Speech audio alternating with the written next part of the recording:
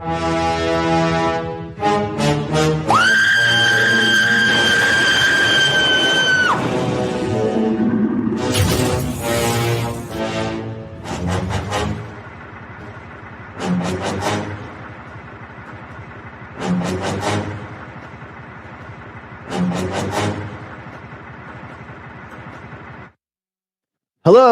coming to you live. Welcome to the Stop Motion Shorts Festival for 2021. We're really excited if you can join us live. And did I mention we're live? We're live. I want to thank everybody for joining in. I want to thank our filmmakers from around the world. We have a great lineup of shorts for you today. We have films that have been submitted from around the world: Indonesia, Mexico, Korea, Iran, France, Germany, and of course here in the USA, Italy, Netherlands. I could keep throwing out places, but you get the idea. We have a nice interactive show lined up for you. During this show, we are going to have an opportunity to do real-time reviews of certain choice films that our jurors have found and decided they want to make a comment on. And to not delay anymore, let me introduce you guys to our jurors. Happy to have with us this year jurors for our festival, Ray Gilberti. Ray Gilberti is a miniature visual effects cinematographer, and his work has been seen in the Back to the Future series, or one of my favorites, Galaxy Quest, but he's also very well known for miniature cinematography and effects for films like The Nightmare Before Christmas, James and the Giant Peach, and Monkey Bone. We also have another juror, our Emmy award-winning director of the Amazon animated series Danger and Eggs, Mike Owens. We have story artist Wendie Owens, and Wendie has a breadth of experience as a story artist and producer. She's worked on classics such as Animaniacs and Space Jam, and she's worked with the gamut of people, even including NASA. We have visual development of concept artist and visual development artist Vincent PROCE. Vince is probably, some of his best work is known for Shape of Water, the It 2, and Pacific Rim. Just a little thing before we lead into the films today. If you get a chance to check out all of our lineup of films in this fest, go to our website, mostopmo.com. You will see all the submissions, whether they are in the run of show or not. You can click on the link to any of those films to learn more about that film or that filmmaker. Also, check out the newer things that are happening. We are launching season 2 of our podcast, and we're going to be leading it with an interview with Dino Stamatopoulos, who is most famously known for his stop motion series Moral Oral and the Oscar-nominated film Anomalisa. One last thing, at Most Stop Mo, we also have produced our first film last year, The Cookie Cutter. Excuse me, I should respectfully say it clearly. Last year, The Cookie Cutter was released, and it is in festivals now, and we're doing really well. We're in the festival circuit, so keep your eye open for The Cookie Cutter news and reviews, either on our Instagram or on our Facebook or on our LinkedIn. But enough of the housekeeping. Let's get into what we've come to see, and that is stop motion shorts. So without further ado, sit back, relax, and enjoy.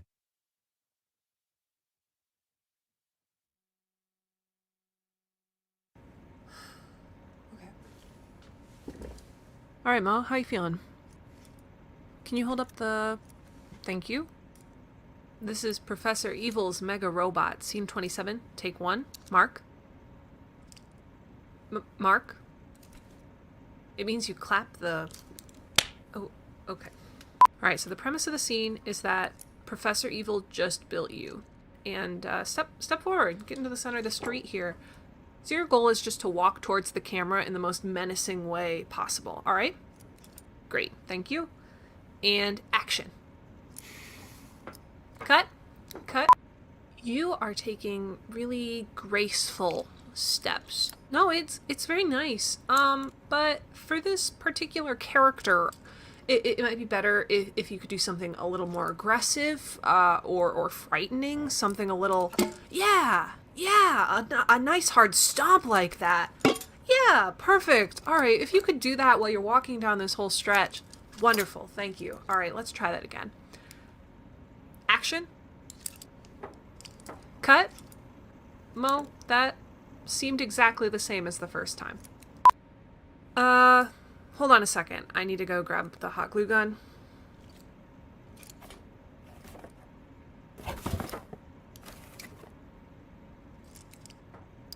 Oh, and don't touch the set, please. It's unstable. Alright, so give me evil with your face.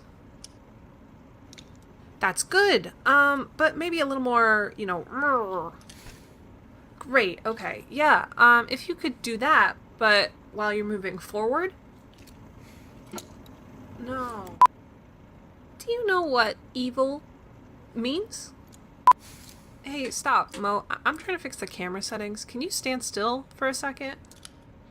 No, I mean freeze. Thank you.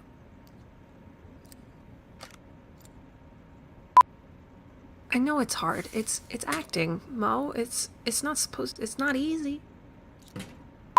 Okay, this isn't working. Have you tried, like, is it offensive to say robotic? I'm sorry. I don't think you need to get your arms quite that involved. No, I don't think so. No. Okay. Last take for the day. Clean slate. Let's try something new. Alright? Let's pretend Professor Evil is over here, right? And you are just so excited to see him, you're gonna rush down the street. Do you think you could do that? Yeah? Great. Let's try it. Action. Cut. Mo, you know, it's not that intimidating when you trip over yourself, right? Do you want to just do a walk cycle and forget about all this plot nonsense? Okay, let me go throw all this junk out.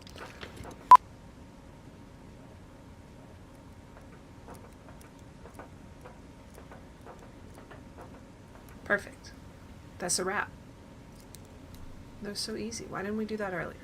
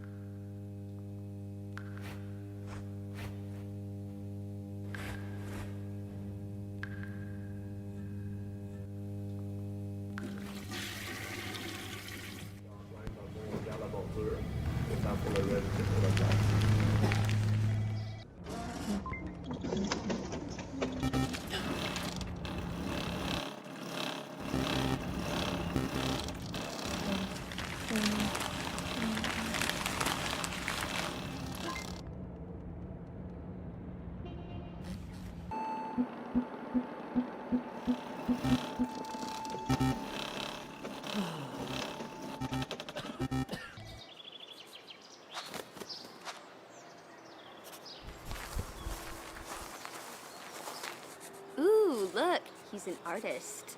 I wonder what he's drawing.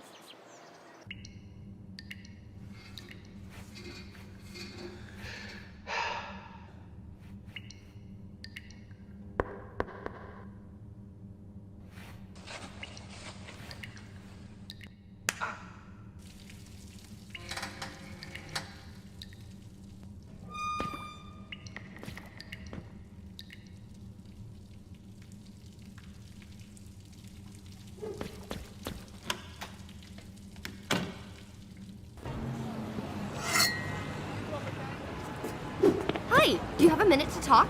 We're raising awareness about creating thumbtack-free zones. Here, have a flyer.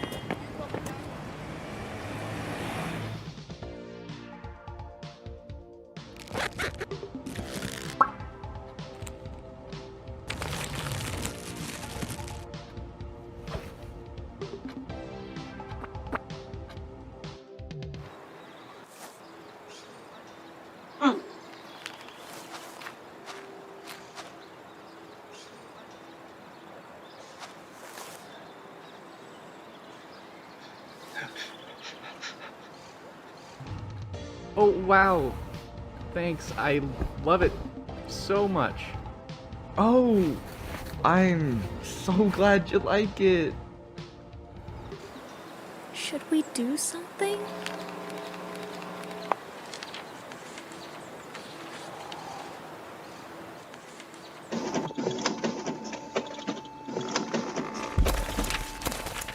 If you're interested, we actually have a petition you can sign. Yeah, this is really cool. I'll be sure to use it.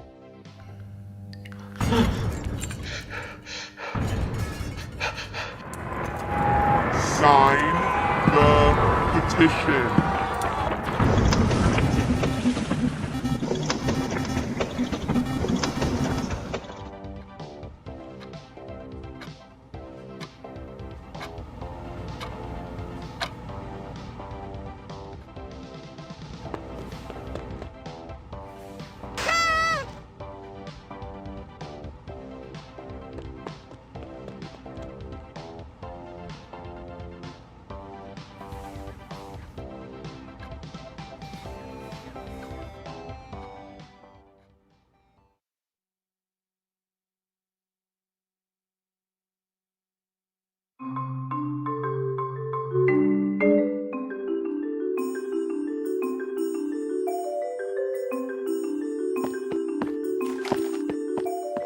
I live in an apartment building, but when I go out to get my newspaper, I know which one is mine, because I'm the only one in the building who gets the paper.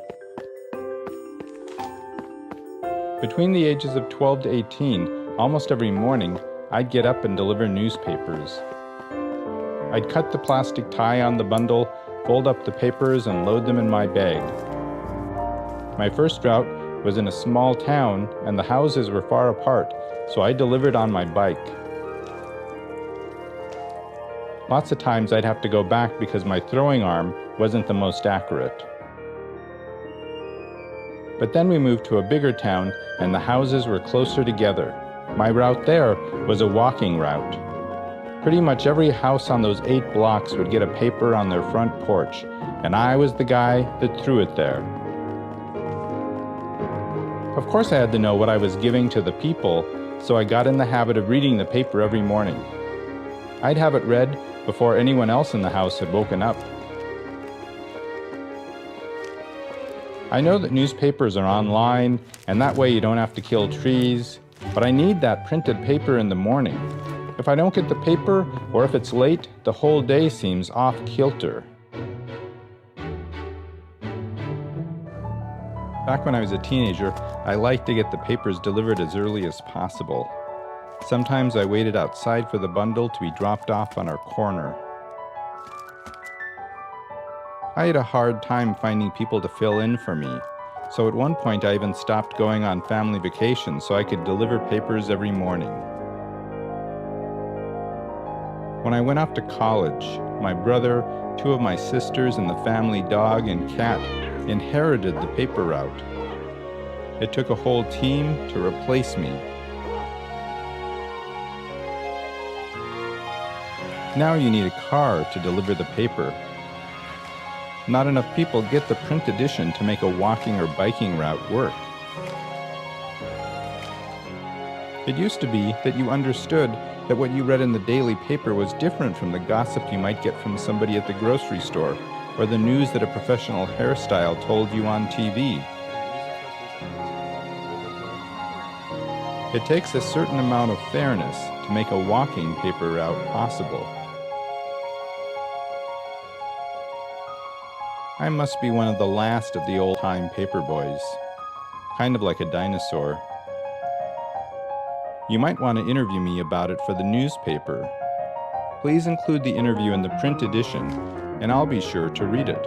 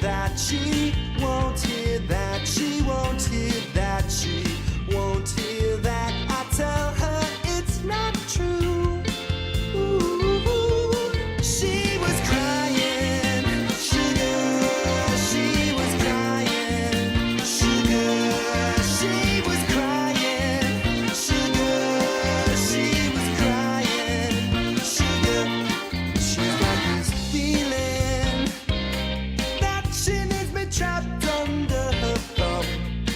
She needs to know where I'm going and who I'm with, then likes to play it off as dumb. But she won't hear that, she won't hear that, she won't hear that, she won't hear that, she won't hear that. I tell her it's not true. Ooh, she was crying, sugar, she was crying, sugar, she was crying, sugar, she was crying, sugar.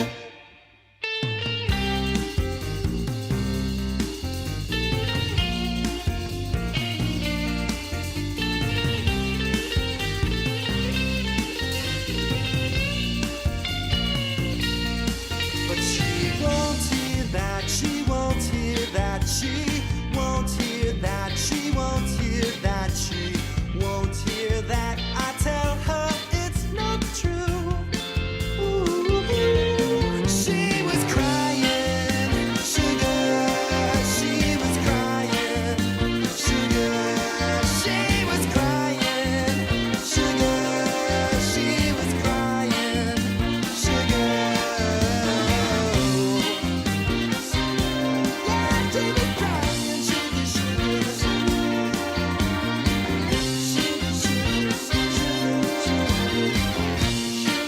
sugar, sugar.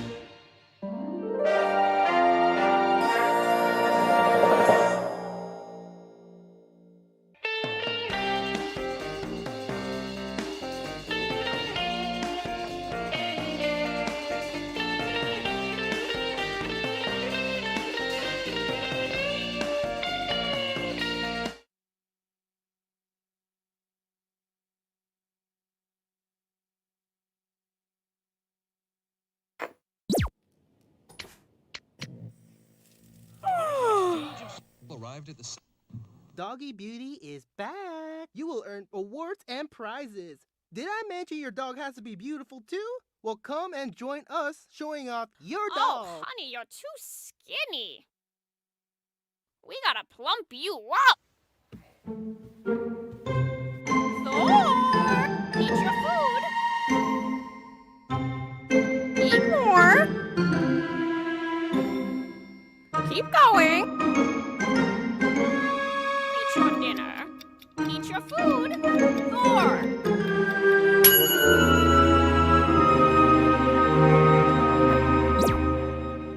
Are you sick of being fat? You don't like who you are right now? You will get the hot body you want if you move your damn body. So what are you waiting for? Move it turn down! off that Move your damn body! Get off the couch! Joe, those men are far too buff. Thor?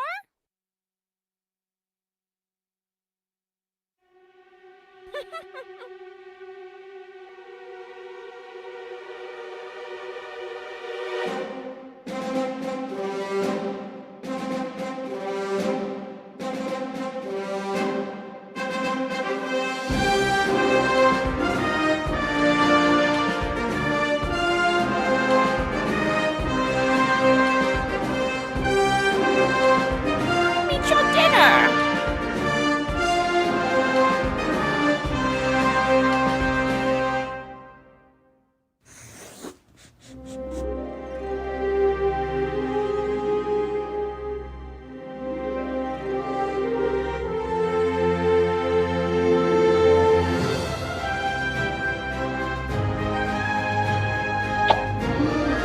Oh, you're so Perfect. I've never seen this perfect shape of the body before. Bravo!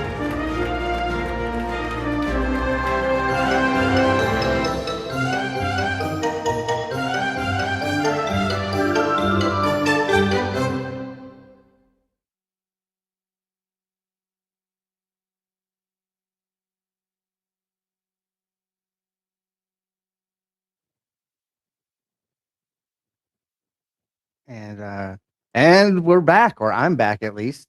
Rough and Buff has caught the attention of one of our jurors, and right now we want to introduce our first of 4 segments that we're calling real-time reviews, and Rough and Buff is going to be reviewed live with the filmmaker.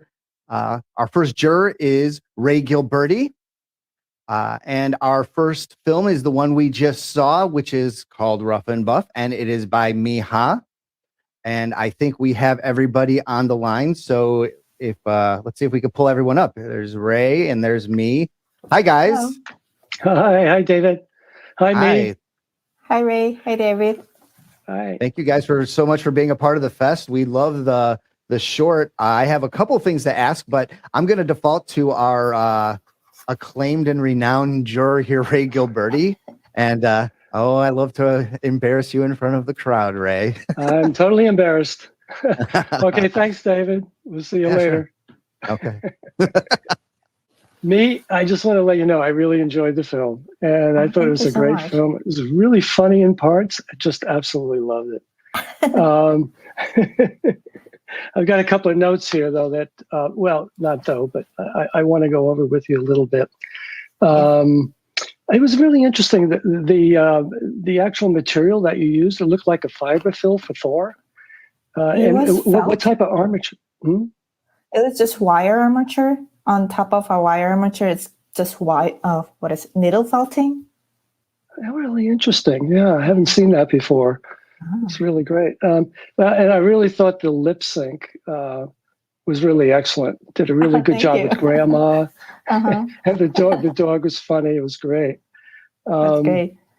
Yeah, and the sets were really interesting. I went online and I looked at the way you actually went about doing it and some of your pre-production stuff. Like you have a digital composite of the set that looked fabulous. You have everything built, and it looks like the set really mimicked what you set out to do. So kudos to you for that, for sure. That's good. Thank you. Oh yeah, absolutely. And the props were great. I mean, the bones. It was really funny looking at Thor doing the dumbbell and everything. I mean, it was just it works well. Yeah.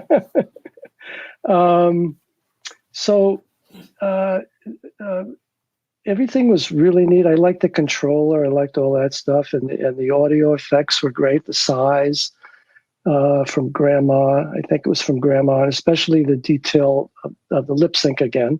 And it just came together as a real good experience to really enjoy the totality of the film. I thought it was really good. And I know that a lot of the work went into the puppets too, like doing all the clothing and the fabrics and the dog. Like you said, I had no idea what that actually was on that, but it was really good. I think that one thing that I agree with some of the other jurors was the timing of some of this stuff. It was sometimes it went a little too fast, or maybe it wasn't cut right, or if you lingered a little bit or extended it out a little bit, I think there was be enough time to absorb what was happening in the film. Okay. And for the different actions. And I think part of the problem was in the editing, I think, because I noticed that if the dog were walking up to the bowl, he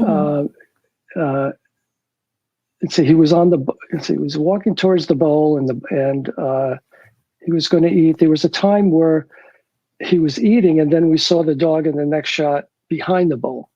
Oh yeah. So it's the continuity, like the editing and the continuity. So it's something to watch out for, I think, is the continuity.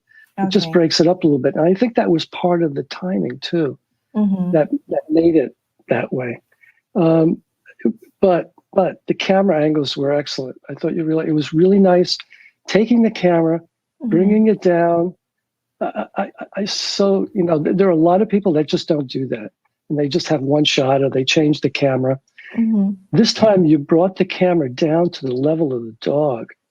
And some of the moves were really incredible, like being on Grandma and tilting down. Simple moves, but it was very effective. You're on Grandma and you're tilting down to the bowl. I mean, it told the story right there without either two cuts or a wide shot. and you needed to be in that close to tell the story correctly. So kudos to that too. I think that was really good. Hey, me, can I ask you something about the story real quick? Sure. So how did you come up with this idea of this dog deciding to go against its master to follow? What's that? It's just like I got the idea from my actual dog. It was shown in the credits that she's like small head and a big body. It reminds me of like buff dog. So, and you know, like when you go to grandma's house, grandma always gives you like a lot of food. And then, that I just combined those stories together. So is that the woman that is depicted in your short, kind of like your grandma? Yeah. You were drawing inspiration from that? Mm-hmm. Well, one of the things I agree with, like, it's a well-told story, and some of the acting that you portrayed in it, I think worked really well. Oh, thank you. Yeah. I'm sorry. I just wanted to jump in on that. Ray, I know you had a couple more comments. No, it's great. Let's keep going. I like to get that out. That was really good. Yeah. I remember you saying that. I think I went online and I looked up, and you had mentioned that it was an inspiration. So that's really good that other people understand that too. There was a couple. Let's go back to the cameras again, and there was another technique that you used in the camera was point of view. You had a point of view. There was a great shot where you're looking at the grandma. Let's see, what was this? It was, and the next cut was the point. The next cut was the point of view of the dog, I think, low angle of the dog, and then he's looking up.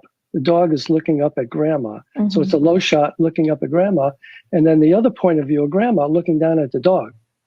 Perfect. You know, to have that sense of point of view, it not only tells a story, it just makes it really interesting. Yeah, the reaction shot seems to be really important in order to convey where the audience should be taken. So not like, I agree, Ray, you know, not only are you giving it of the animal, but of the owner. So they're regarding each other and you're telling the audience, you're checking in with them and they're like, oh yeah, that's where Absolutely. We are. Yeah. It's a symbiotic relationship there. Yeah, it's really great. How long have you been doing animation, Me? You mean in general or this film?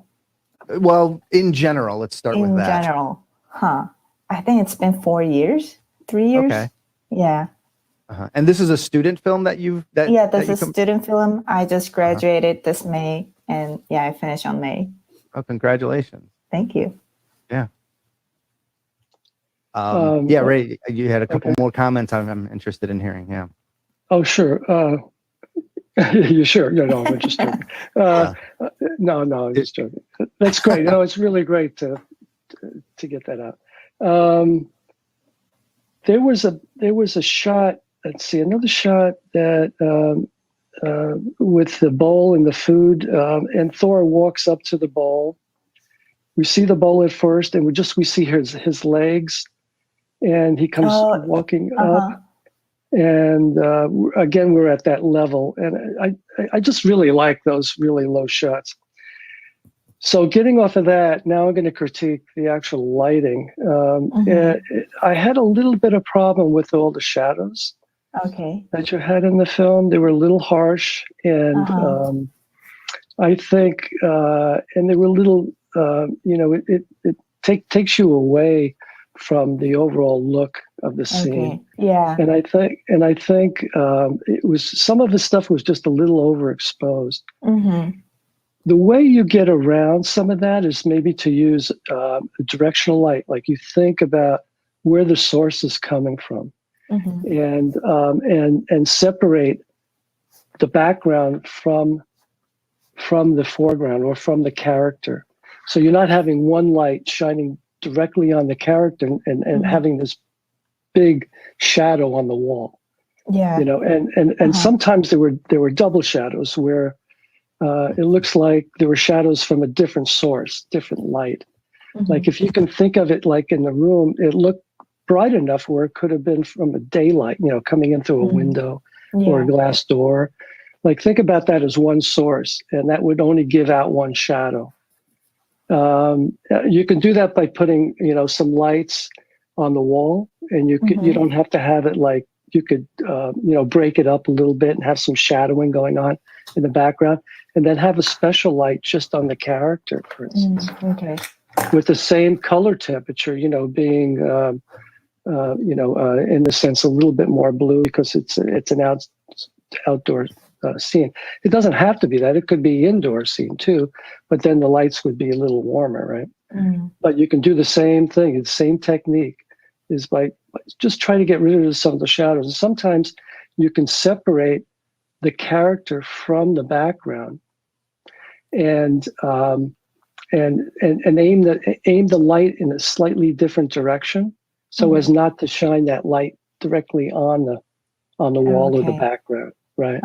And sometimes you might want to use like a little diffusion, something to put on the light that will break up the light, as opposed to the light looked a little hard. It was probably like a bare bulb, or I don't know what you used, but it was a little too hard. Like if you soften that up a little bit, you get a nicer look.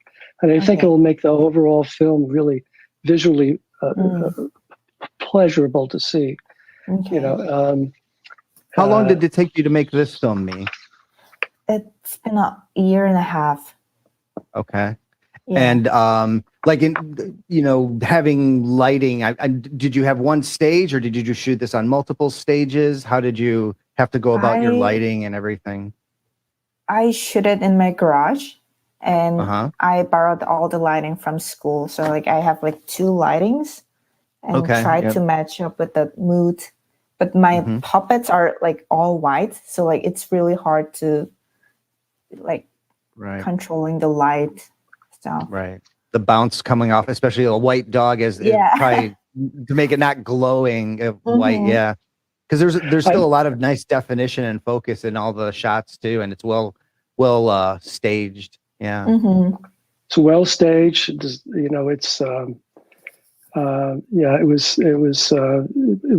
was good. It was really nice. Just think about where you're going to put those lights. Okay. Yeah. And really think about where you're going to put those lights and how you're going to match from scene to scene. Some of it didn't quite match exactly right. There were some shots in the theater, I believe, and there was the judge in the foreground. This is a good situation here where you could have lit the background separately, a little bit darker, maybe. You're in the theater, and making the judge maybe just a little bit brighter, so your focus goes to the judge as opposed to like spotty light on the background. I did like your overhead lighting that you had in the theater, and then the lights went down to like a diffused look. So the overall lights went down and they're in the theater. So I really got that. But overall, I think it was a really, really great effort and a really good film. Yeah, I mean, this is something that you want to stick with. I think you definitely have some great storytelling abilities visually and good comic timing. It's funny. The comic timings are good. Yeah, the comic timings are good. Thank you so much. I really appreciate that. Yeah. And the animation is really good. I thought really, really good.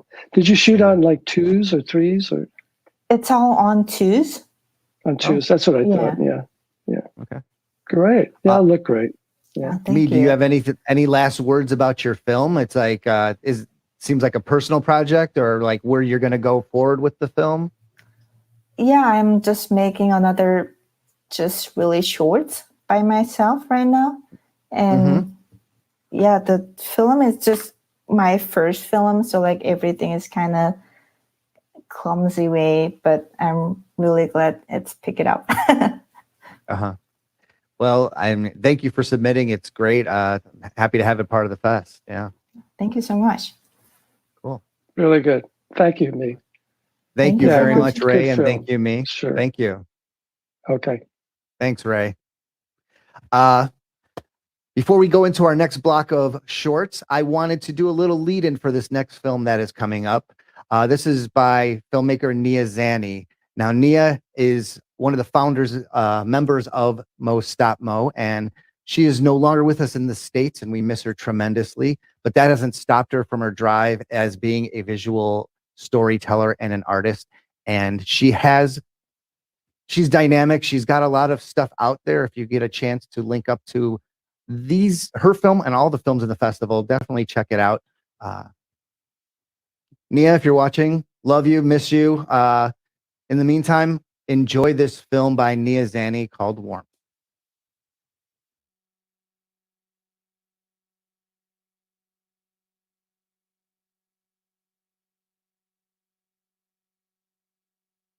There is an old man outside my house who looks just like Santa Claus.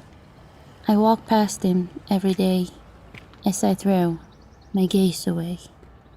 Yet I cherish all the details, like his very gnarly toenails sticking out of his blanket, or the rat beneath his trinkets, who seems at ease with him, but disturbed by people walking by.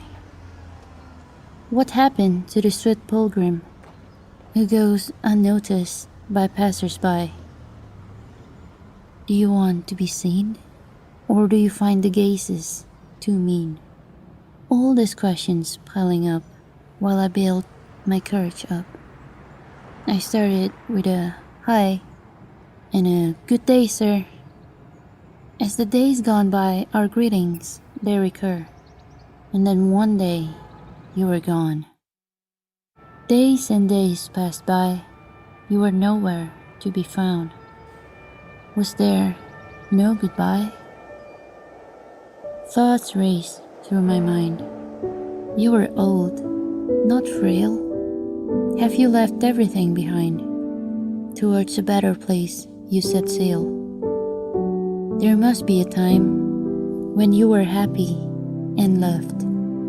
When you had a home instead of a lonely cot. There must be a time when your company was desired, not manifestly ignored. But I got ahead of myself. One day he returned and wasted no time and went ahead. What's your favorite food? Baked potato, he said, and baked potato he had.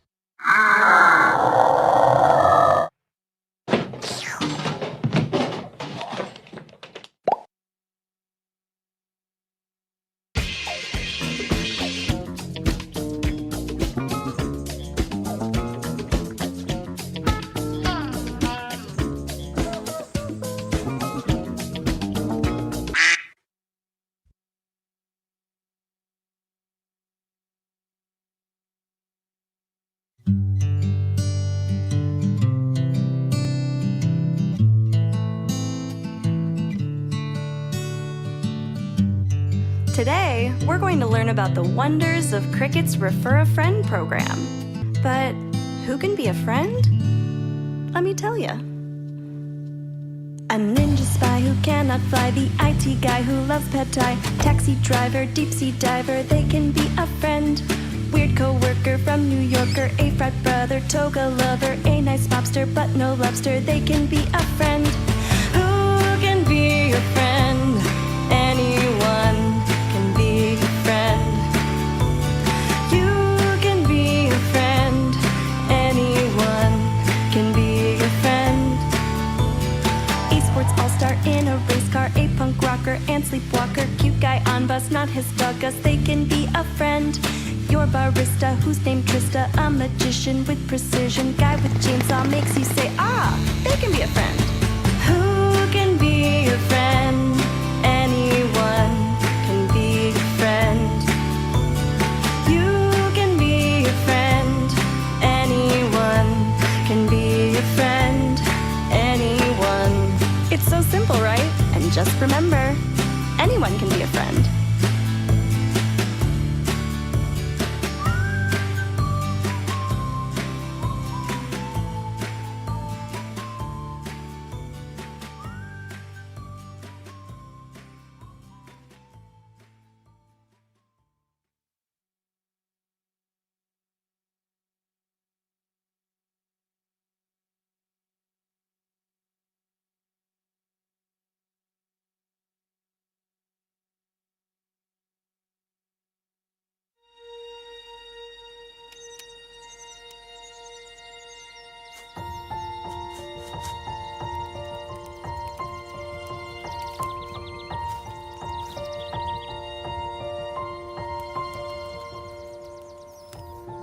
Look up to the sky, clouds float by and they smile at you.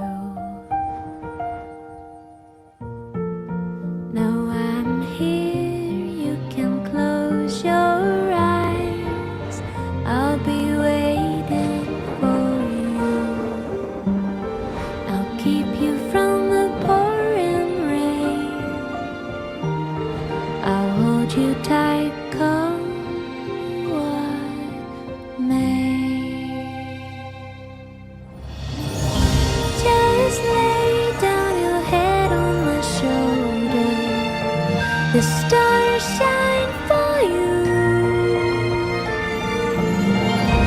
Tomorrow we might be bolder, just lay your head on my shoulder.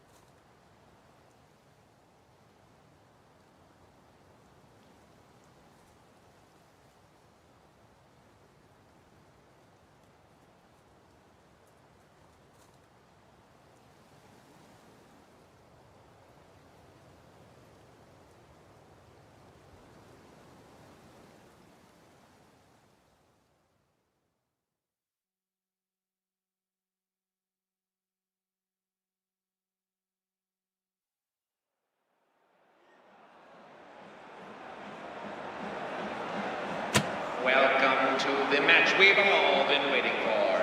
In this corner, a picky 22-year-old who still only eats chicken nuggets and well into adulthood. And in the other corner, weighing in, is a chicken with a score to settle.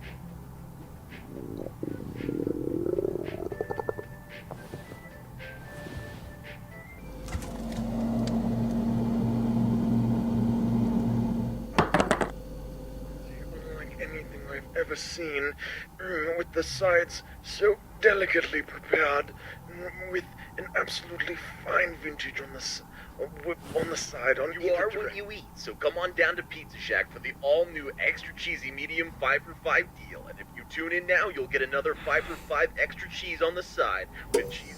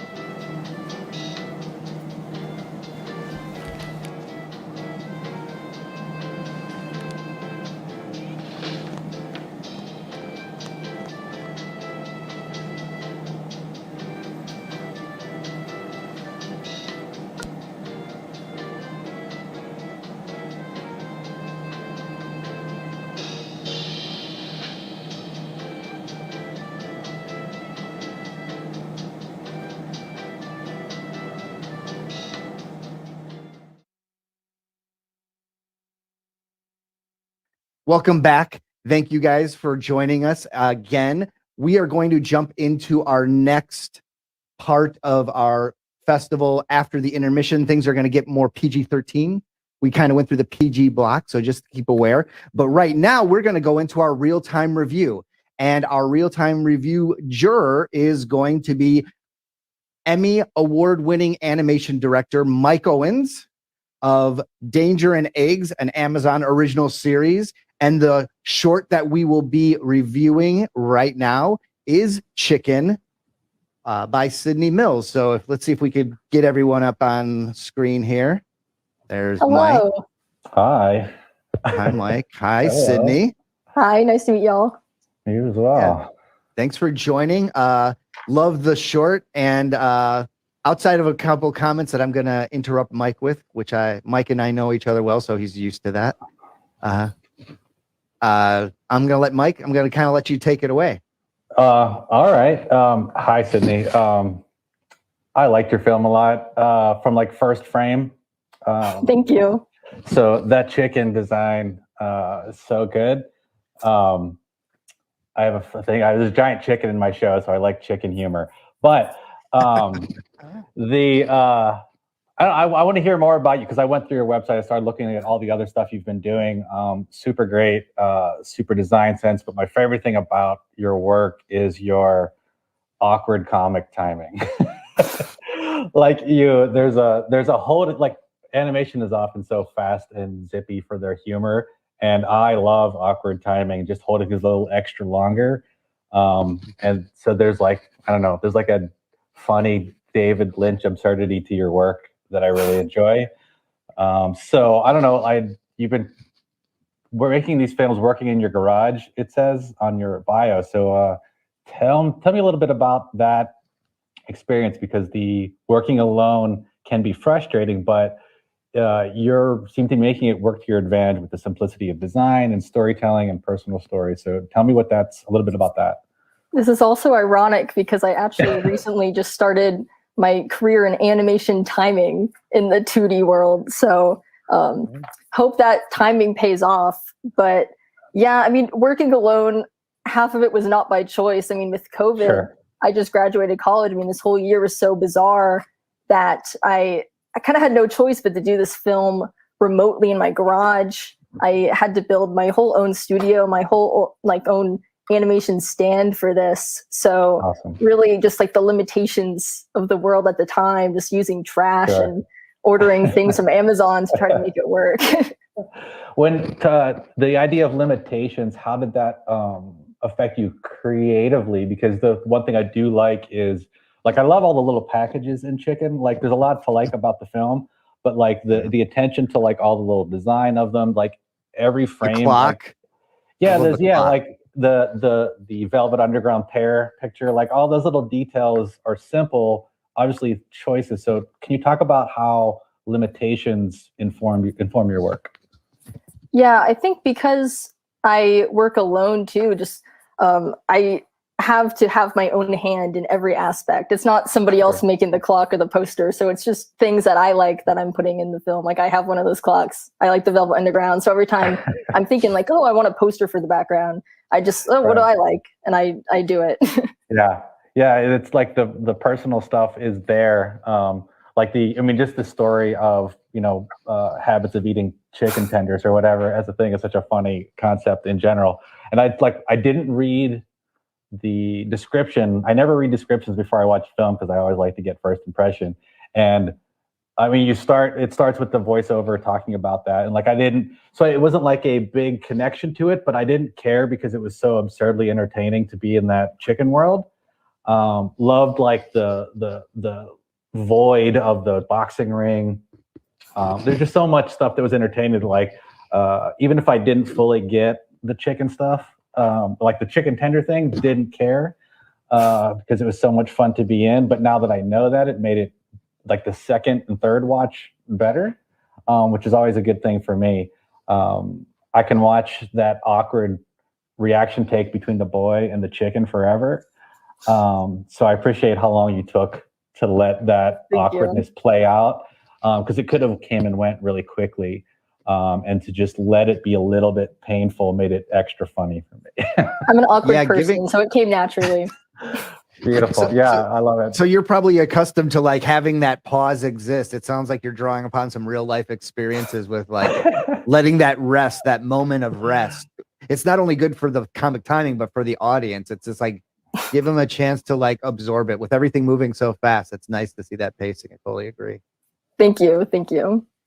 I did want to ask you, because you're talking about making little things. How did you go about making your main puppets for this? The chicken and the two different colored chickens, especially. It's just like you really kind of, you might have just wanted to use the one chicken, but you decided to make a second chicken just to represent. It's kind of. I just thought the chickens were fun. I just thought chickens as a concept were so fun. And I was watching The Sopranos during COVID, and I don't know, I was just thinking about Tony Soprano as a character inspiration. And then my friend gave me just kind of built little husky. And my friend gave me the fabulous idea of using a towel to kind of simulate little feathers, because I was originally thinking, wool felting, but I wanted that and the individual feather look, because I love how Wes Anderson really plays into the fur boiling and, you know, just really taking advantage of those like homemade looking tactics, because I knew there'd be mistakes. So I figured, you know, might as well just play that up, and that will kind of hide my mistakes. That's funny because animating the moving tile text feather check was like, it made that hold work, like it made it live, it made it alive, and it was a good call. Like, and let me ask you this question of like how much thought went into the scale size of the chicken compared to the college student? No thought. I just knew I wanted I knew I needed the chicken to be taller and bigger, but the planning for this was really like, I'm just gonna, like, the chicken is downstairs and I'm making the girl, so I'm just gonna make it this tall and guess that this turns out okay. Brilliant. Okay, so you just went with your instincts across the board. Yeah, this was my thesis film, so I was kind of on a time limit. Had to really get going because I chose to do a lot of sets and a lot of characters. So for sure. Yeah, just trying to speed through and get through a deadline. Yeah, well, good choices though. I mean, nothing looks rushed to me. Like it's thank you. Like your choices are really great. Color palettes are really good. I don't know, they're just, I'm gushing a little bit, but I just like the simplicity of it, and should be pretty proud of that film. So, because I'm looking at some of your other work like that, The Fly with the red eyes, those buttons, brilliant choice for those eyes. Thank you. But I just, there's a sense of design and simplicity that I really appreciate in your work. And doing it alone in your garage or not, that just makes it more impressive, honestly. Thank you so much. I really appreciate that. Yeah. You had some nice control of lighting in certain shots for a garage setup. And it sounds like you're kind of leaning towards 2D animation, but you really seem to get a good handle on lighting. I don't know if I'm assuming about 2D animation, but it's, I don't know, like, what do you think about lighting? Like doing your lighting and like, especially for the boxing match, you know, obviously it's pretty nice. Well, I had one light to use, so I figured I should put it up there. I had to just order lights off of Amazon, so I was just trying to work with what I had, and I was like, well, this is the light, this is as bright as it is, I'm gonna put it up here to kind of dilute it a little bit. I would just use paper as reflectors all around to try to balance that out, but I also thought, you know, that gave it such a dramatic feel. Right. Sure. Yeah. I mean, it ended up working in your favor for that. I mean, even bouncing light can be tricky, but it's like how it falls into that complete blackness is really nice. Thank you. And there's like, you did that subtle like this thing going on. There's like a freak out moment that where the dolly zoom, the ropes. Yeah.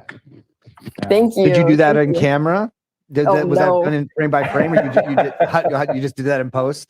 Yeah, I tried to do it in post and make it work, because doing that in camera would have been, whoa.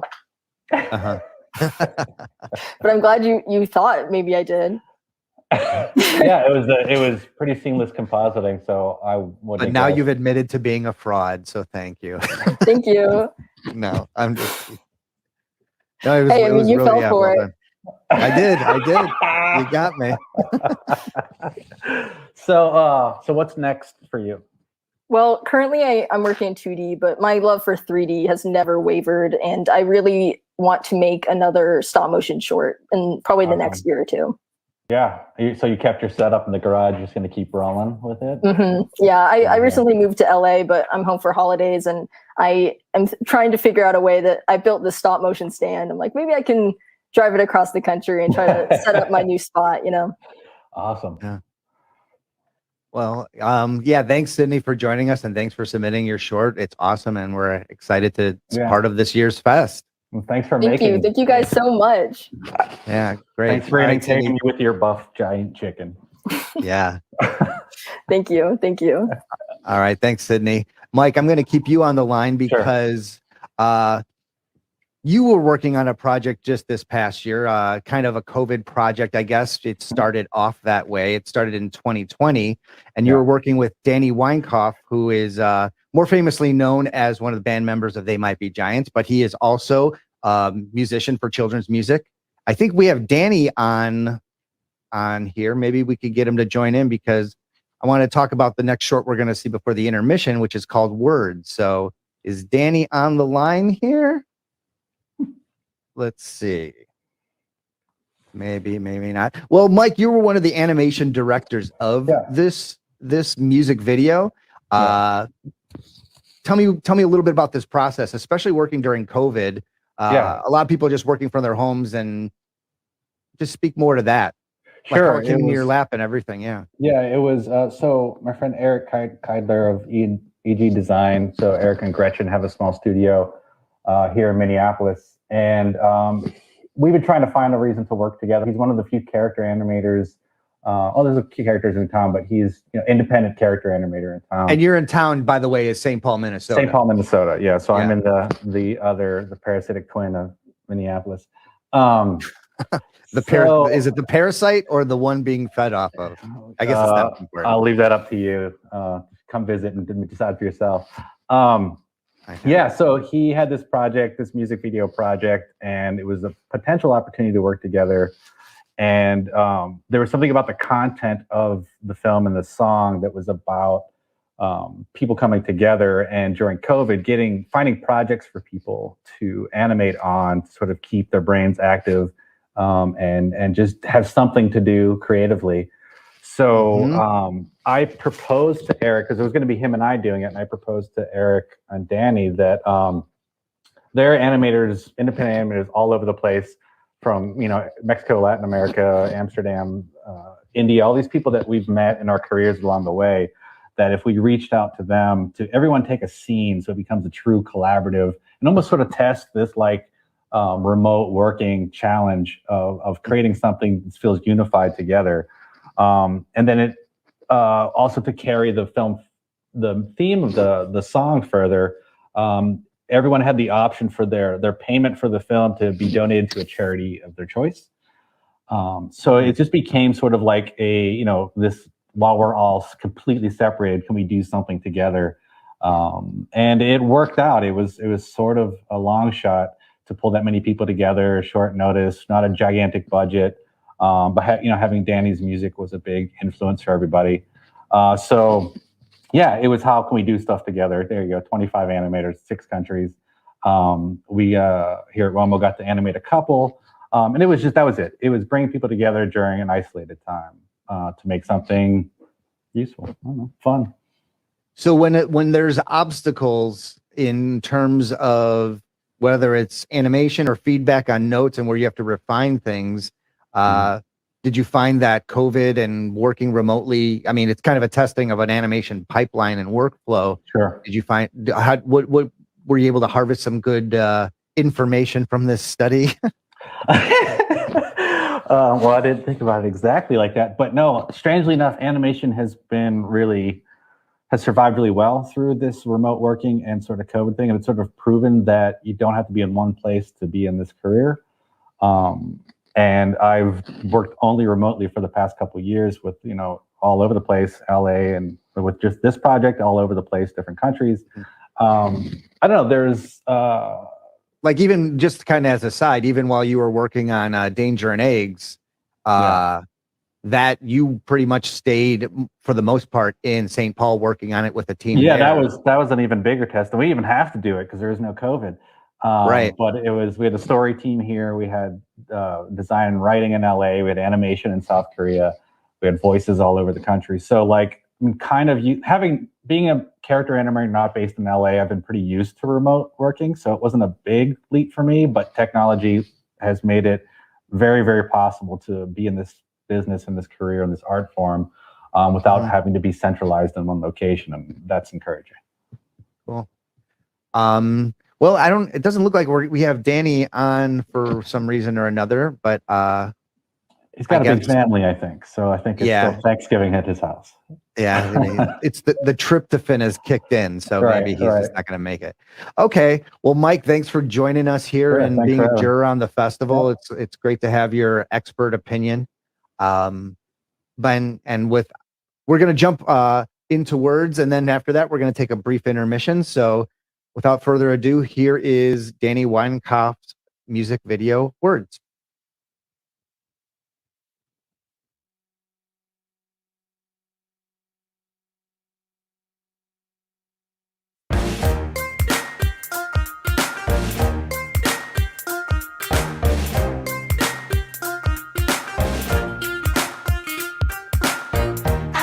we can help each other grow now.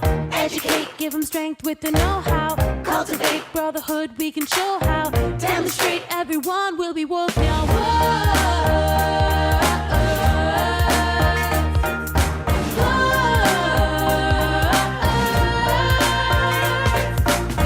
Harmony, can we all try to sing it? Dignity and respect, we can bring it. Prosperity, everyone can cha-ching it. Unity, all together we can swing it.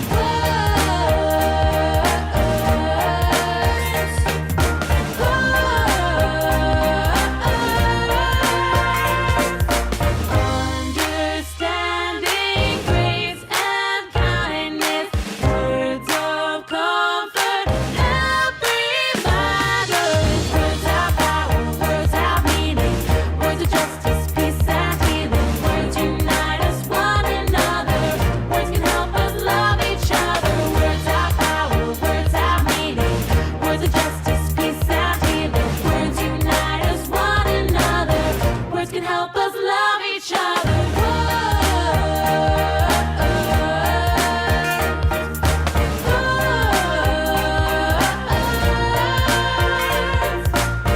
Advocate, we can help each other grow now. Educate, give them strength with the know-how. Cultivate brotherhood, we can show how. Demonstrate, everyone will be woke now. Understanding, grace and kindness, words of comfort, help remind us. Words have power, words have meaning, words of justice, peace and healing. Words unite us one another, words can help us love each other. Words have power, words have meaning, words of justice, peace and healing. Words unite us one another, words can help us love each other. Words have power,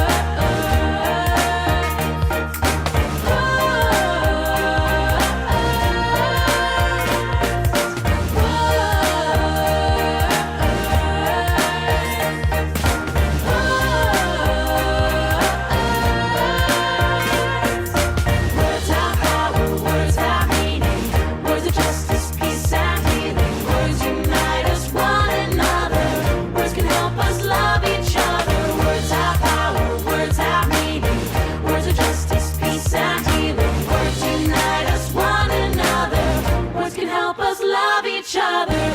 Understanding, grace and kindness, words of comfort, help remind us. Words.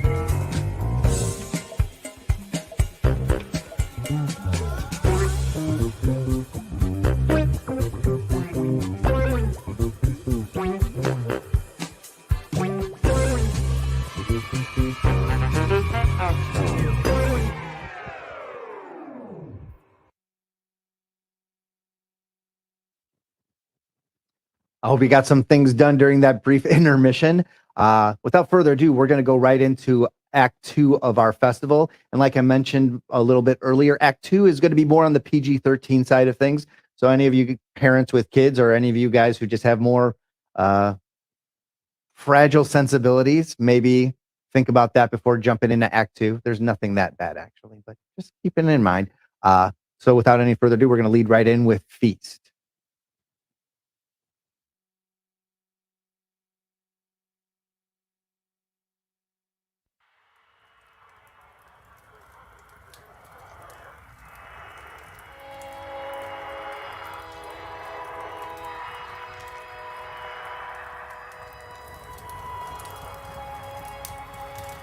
Gather round, my children's children. I've got sordid tales to tell. Listen to my yarn again. Like most, it won't end well. A tale of blood and greed, a town most profligate. Sweet younglings, please take heed, lest Yes, we know, Nana. We've heard the tales before. Don't be so greedy. lest your head end up on someone's dinner plate. Dinner? Late? Yes, this tale I haven't told you yet. It's high time I told you younglings about where we came from, why we fled our little old homestead and made ourselves a new life here in the middle of nowhere. Back in old Chowtown, where our people come from, the saying was, the bigger, the better. The biggest is the best. No, the biggest is the best. The feast of fortune is nigh. Who eats the most takes the prize. The biggest is the best.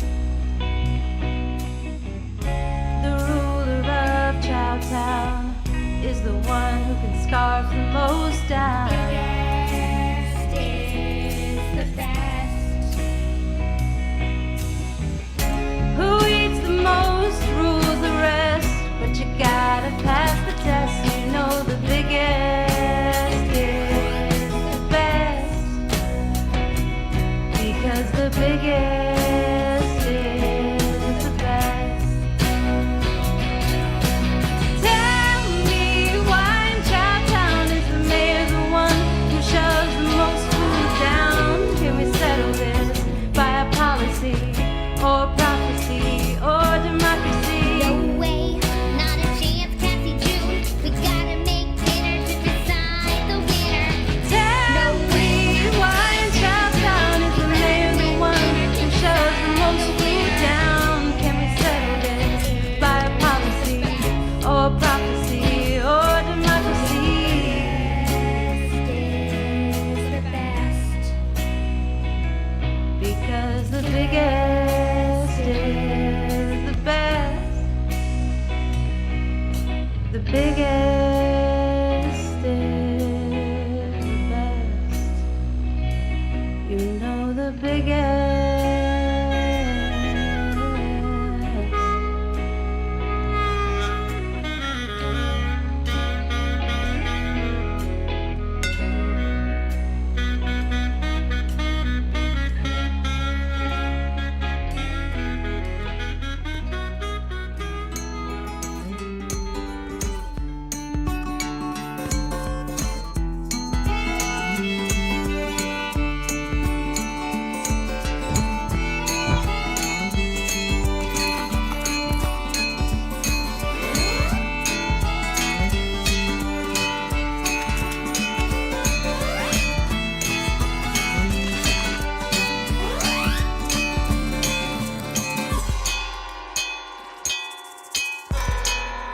out of nowhere, in the middle of all the chewing and chomping, a stranger from afar, near starved, chose to drop in.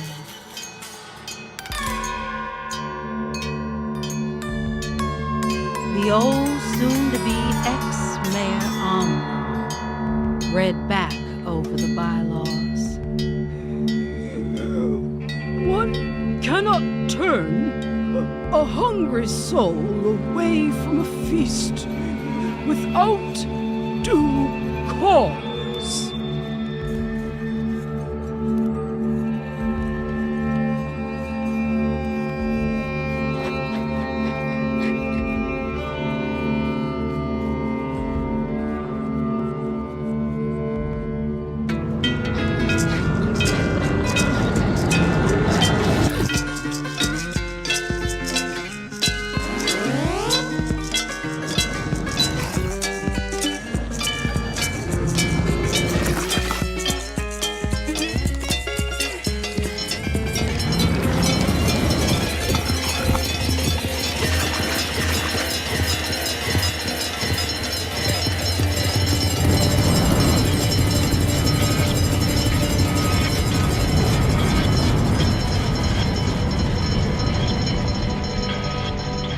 We escaped the bloody Armageddon and were safe for just a minute. But there's one big thing I didn't reckon. The monster, you see, was already within us. We can't let ourselves be beaten. We've gotta eat or we'll get eaten. Slay the beast with teeth and tongue. Go forth and kill, the night is young. We can't let ourselves be beaten. We gotta eat or we'll get eaten. Slay the beast with teeth and tongue. Go forth and kill, the night is young. The way we've been doing things is wrong. Tongues weren't made to eat someone. Corn and grits, that was one thing. Now you want to eat human beings. We can't let ourselves be beaten. We gotta eat or we'll get eaten. Slay the beast with teeth and tongue. Go forth and kill, the night is young. Straight up, I won't eat a stranger. Even if chance out the danger, we can be better than that. Once you eat people, you can't go back. We can't let ourselves be beaten. We gotta eat or we'll get eaten. Slay the beast with teeth and tongue. Go forth and kill, the night is young. We can't let ourselves be beaten. We gotta eat or we'll get eaten. Slay the beast with teeth and tongue. Go forth and kill, the night is young.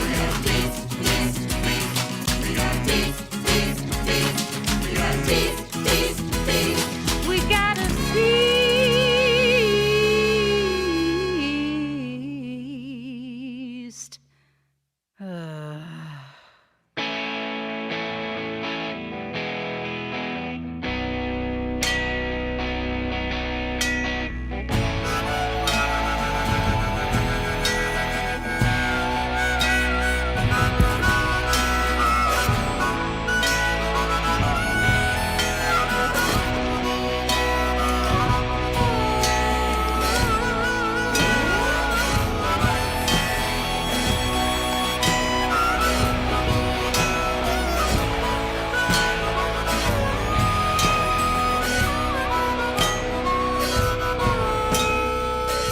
We'd consumed the monster, devoured its flesh, and then we picked up the pieces, cleaned up the waste.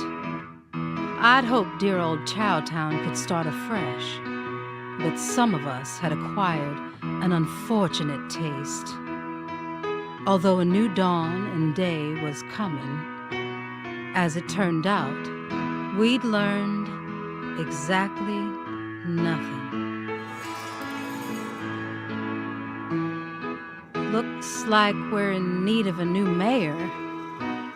Why not settle this with a vote or a debate or...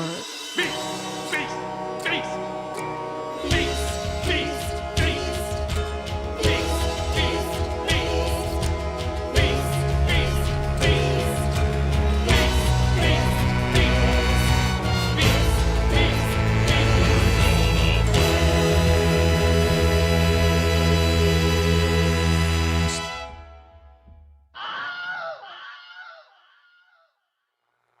Remember, younglings, always take heed, lest you be consumed by someone else's greed. Take your Nana's words for granted, and you might find yourself supplanted by a voracious young upstart with dark cravings in their heart. Now, who's ready for supper?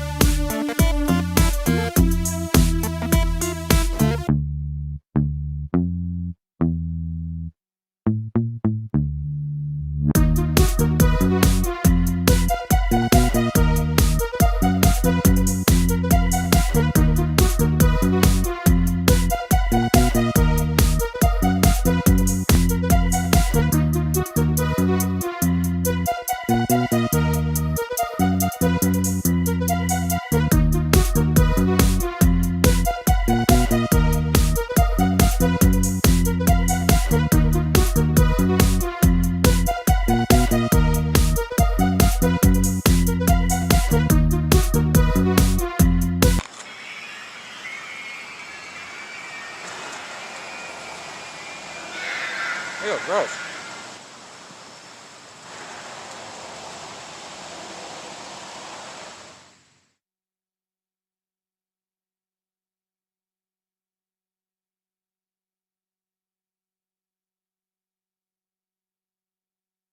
It will be alright.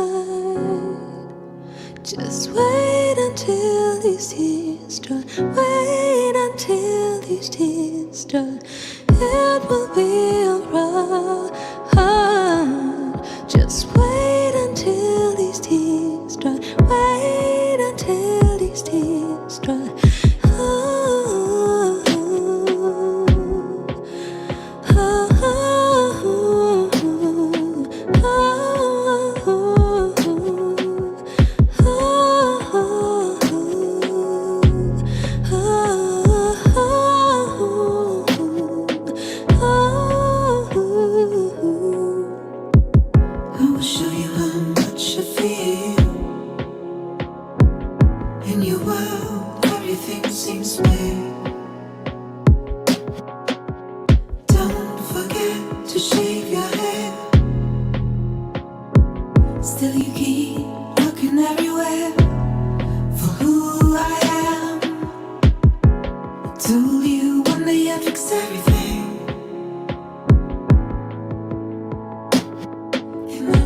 it's you.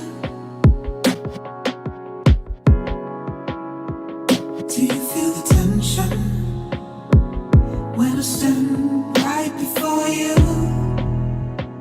Now it will be alright. Just wait until these tears start. Wait until these tears start. It will be alright. Just wait until these tears start. Wait until these tears start.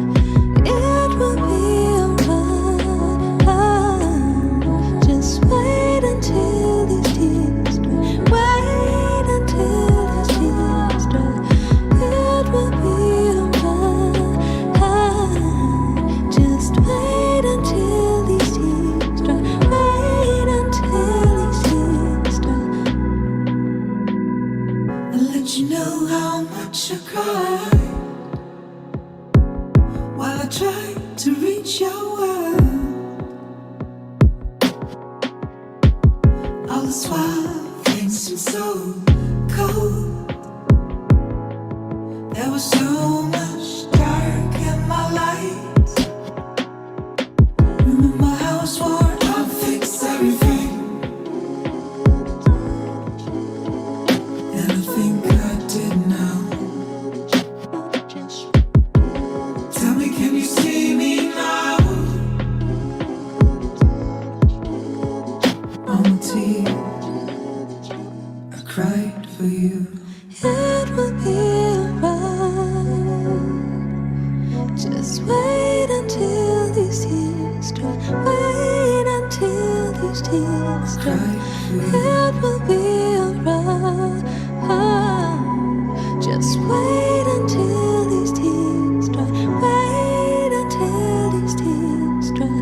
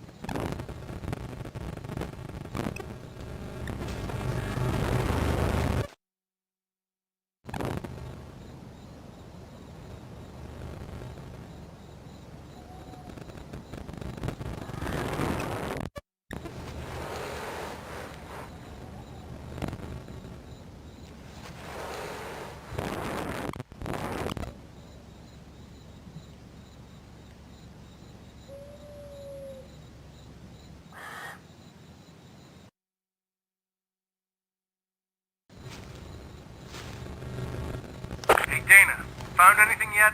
Over. Nothing yet. Have you? Over. Not a damn thing. Look, don't stay out there too much longer. Over. There's something I want to check out. I'll see you soon. Over and out.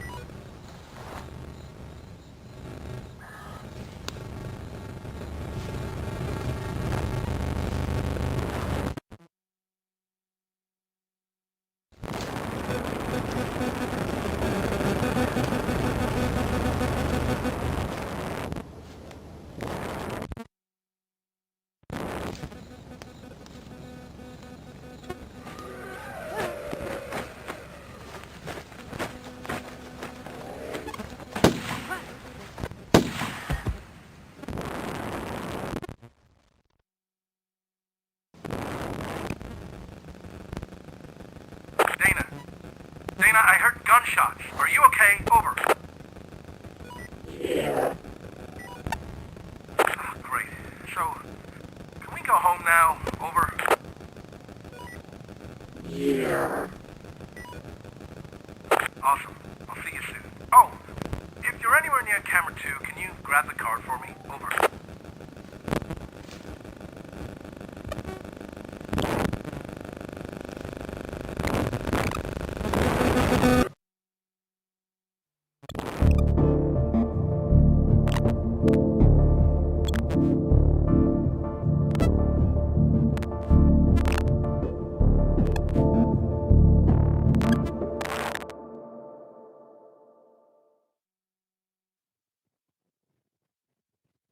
Time again for a real-time review. This time I'm excited to bring forth one of our jurors, Wendie Owens. Wendie Owens is a story artist and producer, and Wendie has such an interesting and eclectic career. She cut her teeth working on Animaniacs and films like Space Jam, and she has such a breadth of experience in visual storytelling.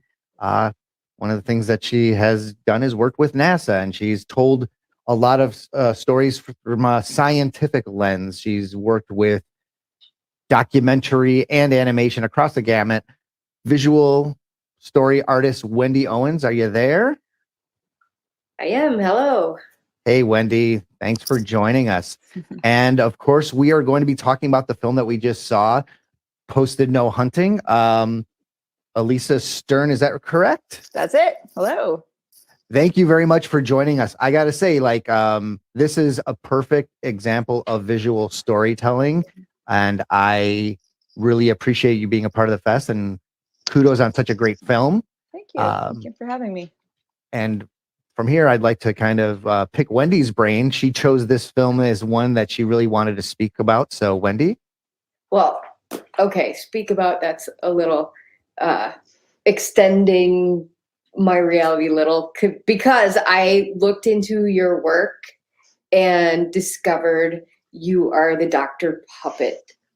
And I love that so much. And I am so happy to meet you. And I loved your film. I mean, the like buildup of the story and how sound was like the most important part of it.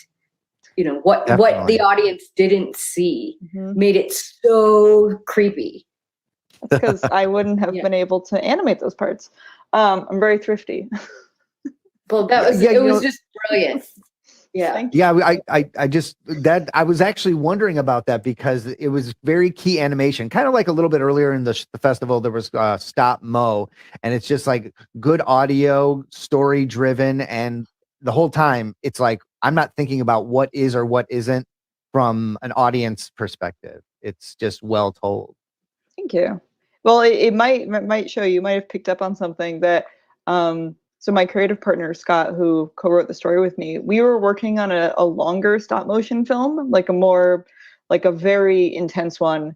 And it was in the early stages. I had an animatic and I was starting to make the set and coming to the realization that I couldn't make it on my own in my apartment. I didn't have the space. So this film grew out of a conversation we had about like, what if we made a smaller film? And then we made this, I mean, we came up with the idea in like 10 minutes. And basically it was the only way that I could make a film with my current living situation. So it had to be small, it had to be contained, one set, locked off camera, only way I could make it. And that's where it came from. Brilliant. Is that one of the puppets that you have right there? Yeah, I have two of them. Right you have two of them. Cool. So tell me more, because the eyes that were glowing on the deer, what is going on with that? How did you do that? Yeah, that was, I'm so glad you picked up on that. So, I mean, if you watch, trail cam night footage, the deers and most animal, they have terrifying eyes. So that was part of, that was an important part of it to try to capture that. And it was really hard. Scott helped me do some like R&D and I think it was his idea actually to get the like reflective tape, like the same stuff that's on like a construction worker. So I had a vest and I just cut the tape off of it. And but the eyes themselves are actually glass, so they're glass cabochons, and then I glued the reflective tape behind it, and then the light just bounces off and it glows. But I mean, I'll be honest, it wasn't as glowy as I wanted, so I did also rotoscope them. So it's half and half to get like that real glow. And same on the monster with the bigger cabochon. That was really important. And even her eyes, like human eyes, don't glow like that. It's like a half circle of glass. Use it in jewelry making. Okay. Her eyes are also cabochons, but they don't have the reflective material. But they do. Her pupils do follow you because of the shape of the glass. Oh wow, that is so creepy. I love it. That's awesome. Yeah. So did you spend a lot of time in the quarantine watching trail cams at night? Yeah, no, that's exactly where the idea for the film came from. That said Scott and I had written this much longer, more, like real movie, like one where the camera moves. So that wasn't a found footage film. But during quarantine, especially at the beginning of it, I found a lot of comfort in watching animal cams, and I was doing that a lot. I was watching like a lot of like eagle cams and bird nests and stuff. And the Cornell YouTube channel, they have a lot of bird cams, and that's where it came from. That Scott and I were talking, and I was like, it'd be cool to just make a film that takes place in front of an animal cam, because then you don't have to worry about picking different shots. And that's the conversation that led to this film. And really, it took about 10 minutes for us to come up with it from start to end. Awesome. Pretty amazing. Awesome. I'm a huge fan. Thank you. Like all of your work. It's just, I cannot believe how prolific you are. Well, with Dr. Puppet stuff, it was the web series that I made. I finished the last episode of that 3 years ago now, which is pretty crazy. That was more of a team effort. So there was, I didn't animate that mostly myself. There were 2 other animators. This was just me and Scott though, but it's a much smaller project than Dr. Puppet was. Yeah, this stuff is beautiful. Thank you. Yeah. So congratulations. Thank you. Yeah, it's really great. You got any other plans now for something? Or are you just going to enjoy this? You got something else in the work? What's going on? Yeah, well, I finished this in June. So kind of took the summer off and just kind of thought about what the next film would be. And Scott and I we had a few ideas on like the back burner. We still have that bigger film that we might return to one day, but we actually came up with another horror short that is also very contained, but isn't a found footage film. So that's going to be the next one. So maybe you'll see it next year. Yeah, just in the early stages of that. But I like animating in the winter because you're stuck inside anyway. So I'll probably make that this winter. Cool.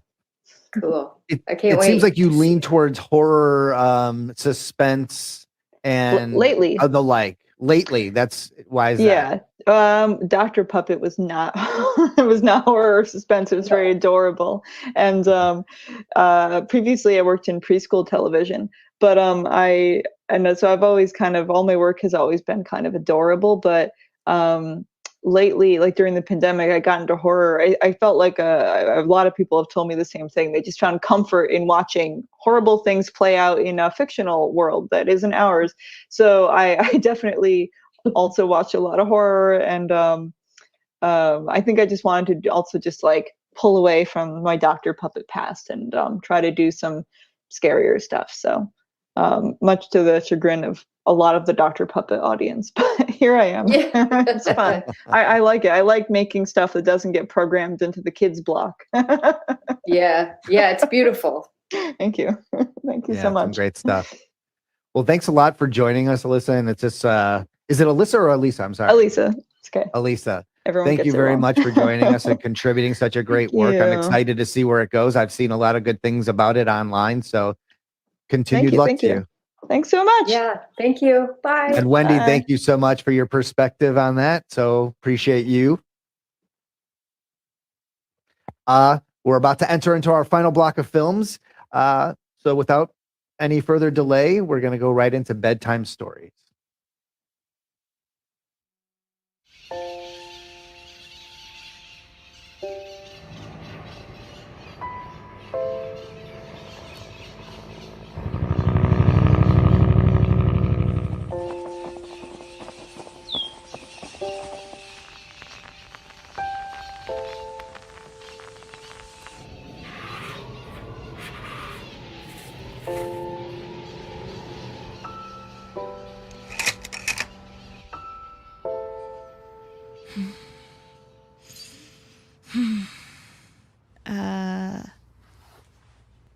What are we doing here, Daniel? What you asked me to.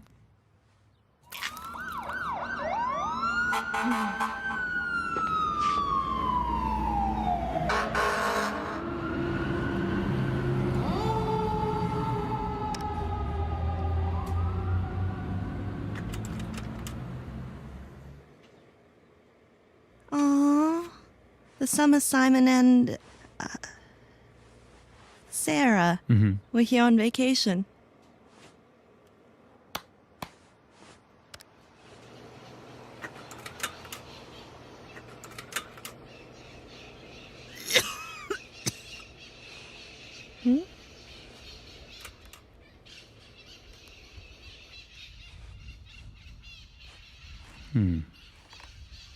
Hmm? It was the summer of 2016. We were at the beach and you were looking at the kites. You couldn't stop talking about them. I didn't understand until you confessed that you'd never flown one. The next day I surprised you with a kite I bought at Rite Aid. You were so excited, like a little girl. I remember the sunset, the laughter, the wind, the shadows, and your idea to attach a GoPro and make your own drone. It never worked. Oh,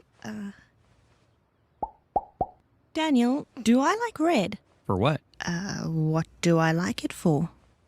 For the details. Sounds like me.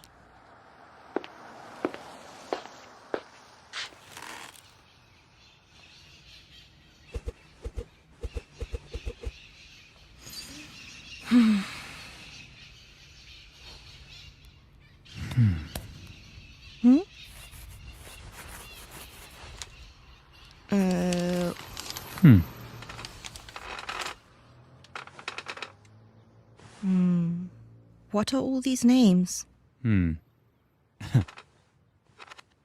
While you were flying the kite, you felt sick and vomited. That night, we found out you were pregnant. That pic was lame. We started talking about names and we wrote them down on pink and blue sheets of paper. What name did we choose?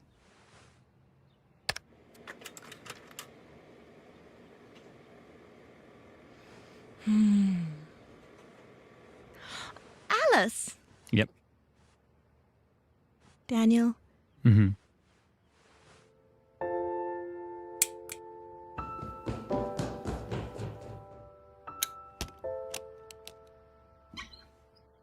Alice. I was terrified. But looking at you, I knew.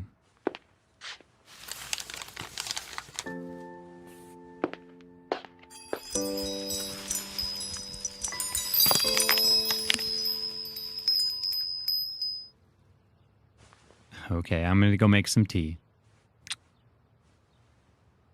What happens next?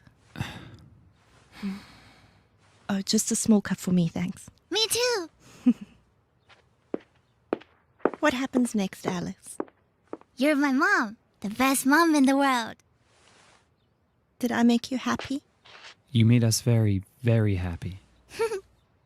What happens next? That same day, you start painting the walls of our studio with Alice in Wonderland's characters. And together we build baby furniture like props from the movie. I really like my room, Mom. Thank you. Oh no.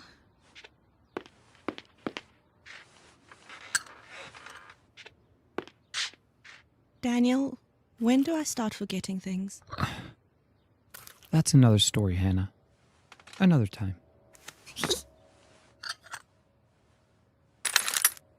It's late.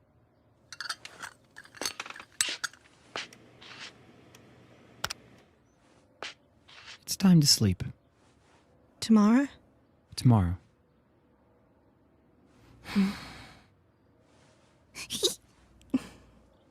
Oh.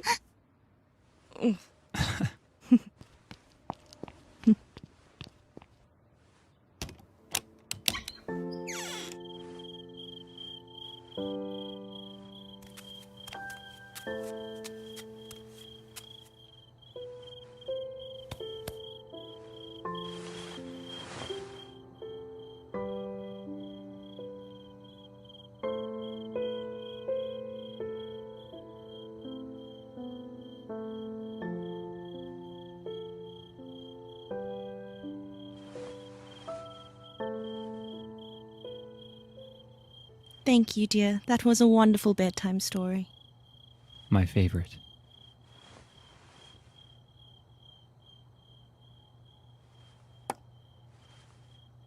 Good night, sweetie.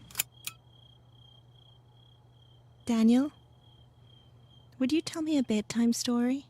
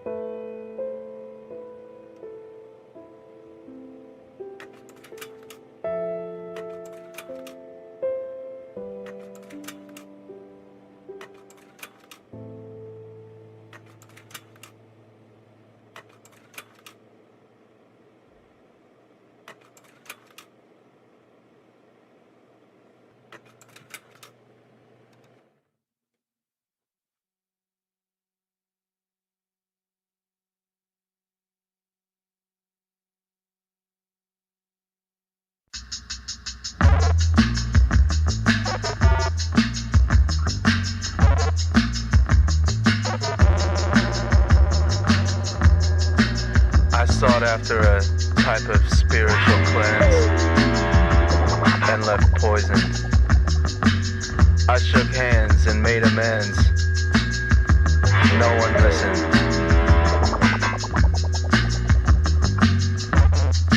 Now that the fever of self-doubt has released its grip, I have little to say, but no, I will not do it. No, you cannot make me. No, I will not do it. No, you cannot make me.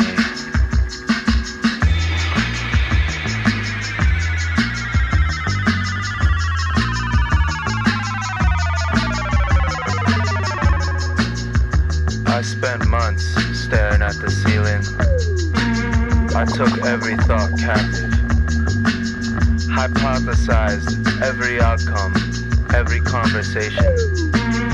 Then you entered the room and I said, no, I will not do it.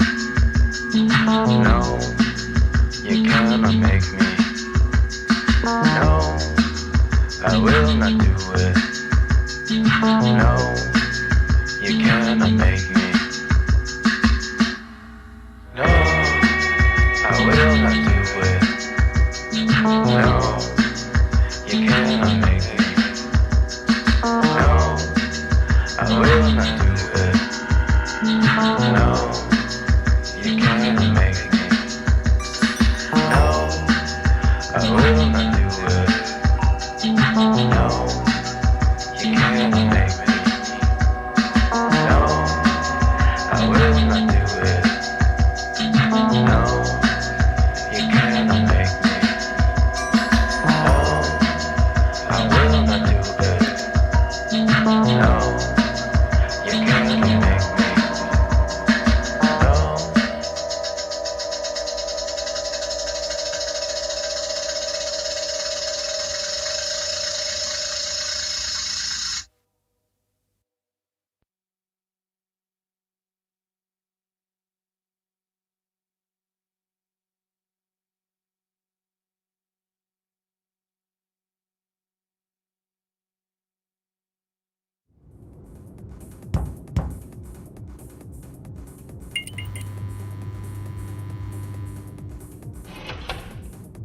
Yeah? Hey, you dusthead. Yeah, man, come in. Back off, kid.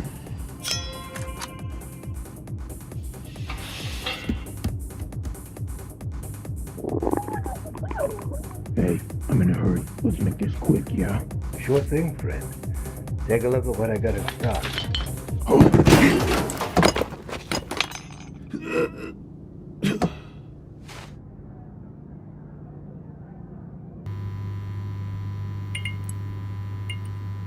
Oh, I'm sorry, Guy.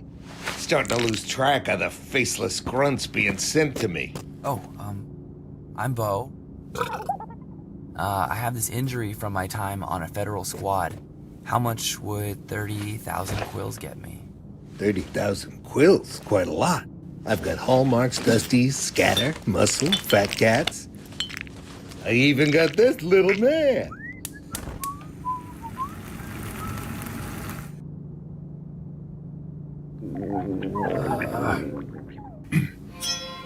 I should have recognized the ring instantly. So what? That guy's just chum? Then you come in when my guard's down? No, this isn't anything.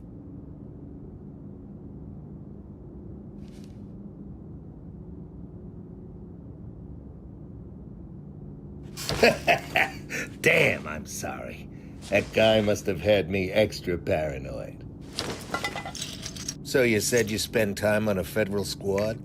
You must have used XB phase cannon then, huh? With manual projectiles? Yeah. Yeah, I'm sure you know. You seem like an honest guy. So, here. I'll let you in on a little something. I know you ain't really injured. Wait, what? Yeah, I am. Bullshit! I bet your other arm works fine. Well, no, look, I took a hit when I was in the field. I don't really want to talk about it. I wonder what you really want it for. Maybe squad work took an emotional toll? Or maybe you think you could sneak it into some nice little lady's drink? Come on, man. You lifted your arm out of the sling to put the ring back on. Okay, fine. My arm is not broken.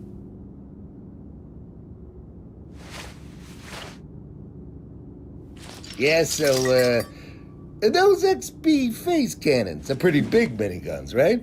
Wouldn't even sit on a coffee table, you know? Right, yeah. A few meters, I'd say. Yeah? It's a lot smaller in person. This is a friend's uniform. I thought it looked better. What? Okay, well, this used to be my dad's. Why are you just lying to me now? Wait, what? I don't know,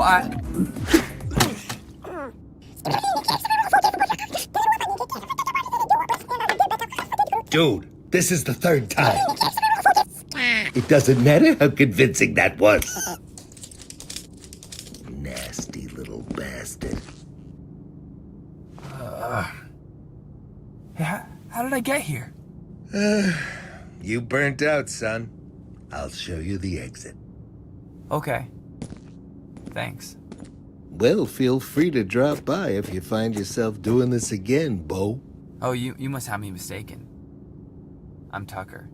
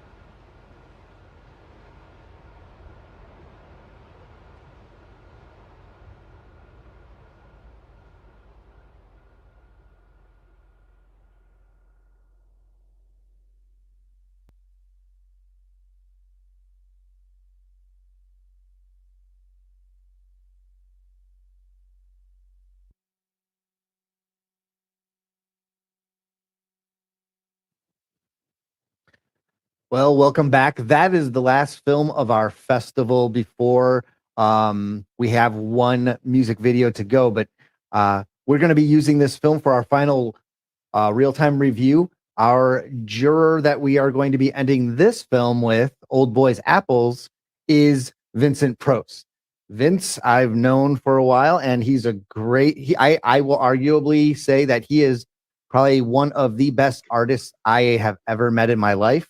He is a concept artist and a visual development artist, and he's worked on films such as The Shape of Water, It 2, Pacific Rim. He's also worked on Magic the Gathering cards. He's very in tune to visual development. I don't know what more to say because Vince kind of just blows me away. So why don't we just go to Vince? Vince, are you there?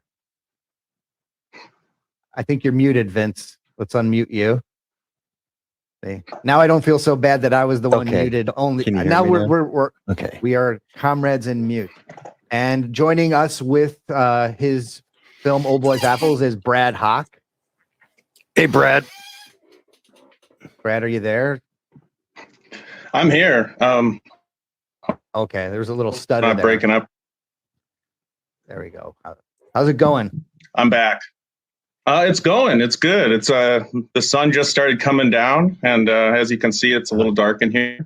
But happy to be here with you, David and Vince. Yeah, thanks for being a part of the fest.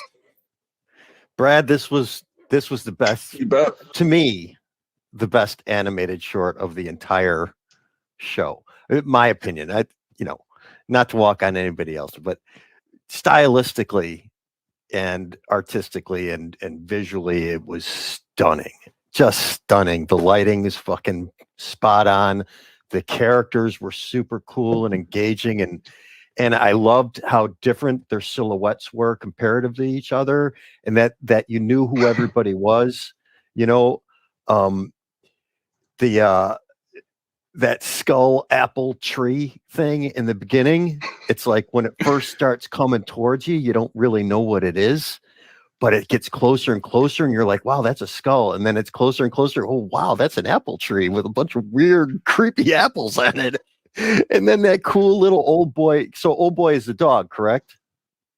Yeah. Well, actually, old boy is the devil. Okay, so who's devil? Because I saw at the end, old boy's apples, and it said something about devil. Yeah. What's that tag? It's a Devil Duddle, which was originally what this whole thing was before I had a name for it. My partner and I just called it Devil Duddle, and that was going to be like a show pitch concept originally, but now after doing this, I don't know.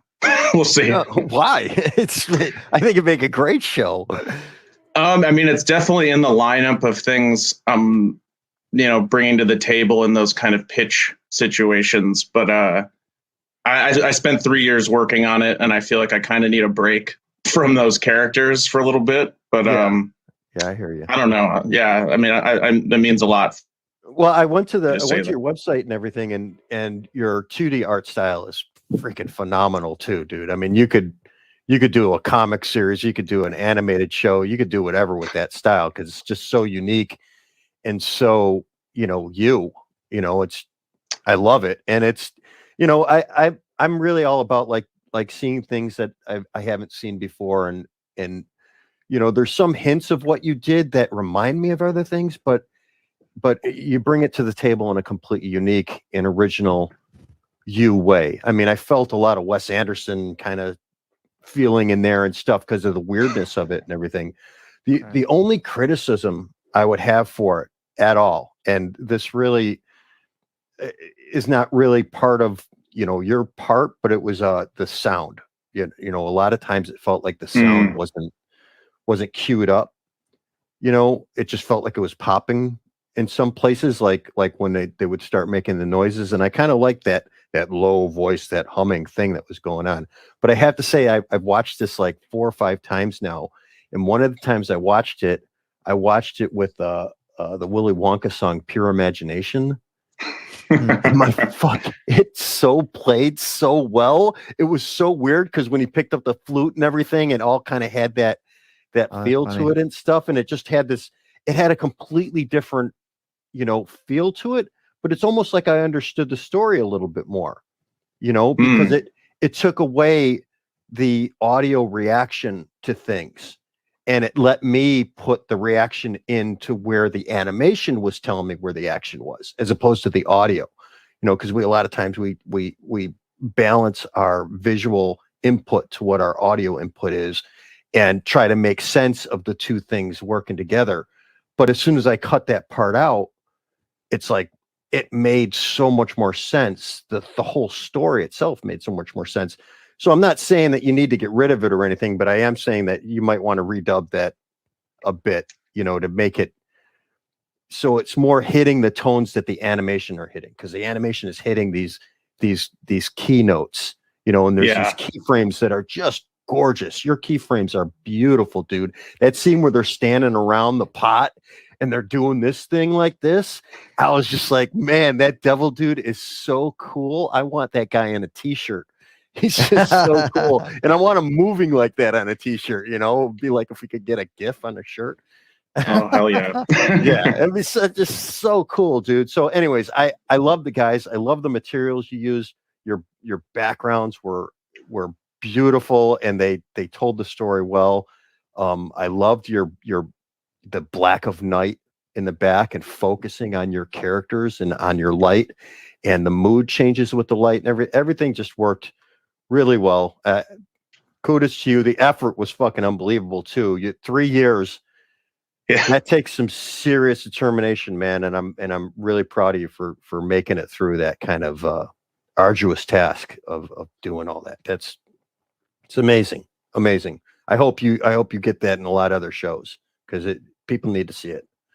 I appreciate that. It's making its rounds so far. I think it's been on every continent. Well. So it's getting around. I just had it at Cinema in Portugal, and that was really cool. We got to go out and see the place, so that was neat. But yeah, no, speaking about the sound, there's actually a version of this film that's a bit longer. I originally cut everything to these songs that my friend gave me, who also...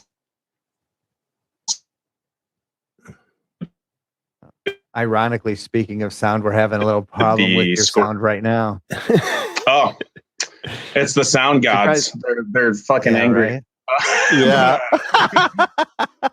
But so you were saying that, speaking of sound, there was another version of this? There's a longer version that has none of the audio, because I animated it. It was my first stop motion film, so I over animated things, and then I would cut it to the music that originally the storyboard was all designed off of, and then the sound design came much later as kind of like a afterthought. But it I feel that there's a lot of people that love to watch it without any audio, because they seem to, I think, get pulled into the weirdness of it a little bit more. Right. Or the audio, definitely, as much as I love it, I think it kind of sinks you up into this tempo of viewing that maybe pulls you out of the visual interpretations. But thank you. It's interesting, because I didn't necessarily have the same experience Vince had, because we talked about this film a little bit. I really appreciated some of the muted tones, and I was just kind of rolling with it. I mean, it's so visually driven, but I was wondering, like, with the impetus of this, like the devil making food out of a baby, like where's this inspiration coming from? Yes. Oh, do yeah. we need to call somebody for you? It's from my own life. I killed my firstborn. No, I cooked him in a pot with an eyeball. Yeah, I mean, it's part of our religion, so we had to do it. I'm not going to question anyone's religion, no matter what. I would say, all joking aside, it's a lot of old folklore, old mythology, more fairy tales, really, because fairy tales are kind of the ones that come off as a little playful on the surface and then are a little darker underneath. Or sometimes, the old grim ones, they're pretty just outright dark. But right. Yeah, there's the kind of rebirth and seasonal feeling you get of kind of like, when if you farm or if you garden or if you cultivate mushrooms, there's this kind of idea that you're scraping off the fresh babies of the land, and entering the season of death and preparing the what's summer's brought you and fall. So when you got to, so what, it was, the audio was cutting out just towards the end of what you're saying, but I think we got it. Yeah. But I did want to ask, and I don't usually ask a filmmaker what they were trying to do at one point, because I like kind of keeping it, but it's just like, just for the hell of it, I'm going to do it anyway. The moment when the dog is drinking, and then the different cherubs of horticulture come about his or her The head, root whatever men. their head. Yeah. So I really love your lighting and your darkness. But we were like, actually, that was one thing that Vince and I were talking about. It's like, what were you going for there? Is it like, because I'll tell you what I thought it was, and you could tell me I'm wrong. It was like the notes hitting the tongue of the dog, like, and he was tasting this cherub and this cherub and this cherub. That's what I saw. He was tripping on mushrooms, is what he was doing. Well, yeah. Yeah. Well, I like both of these interpretations. I don't know. It's really hard to say what exactly is going on there. I mean, I have a whole, I could say pay attention to numbers. There's a theme of 7 throughout the film.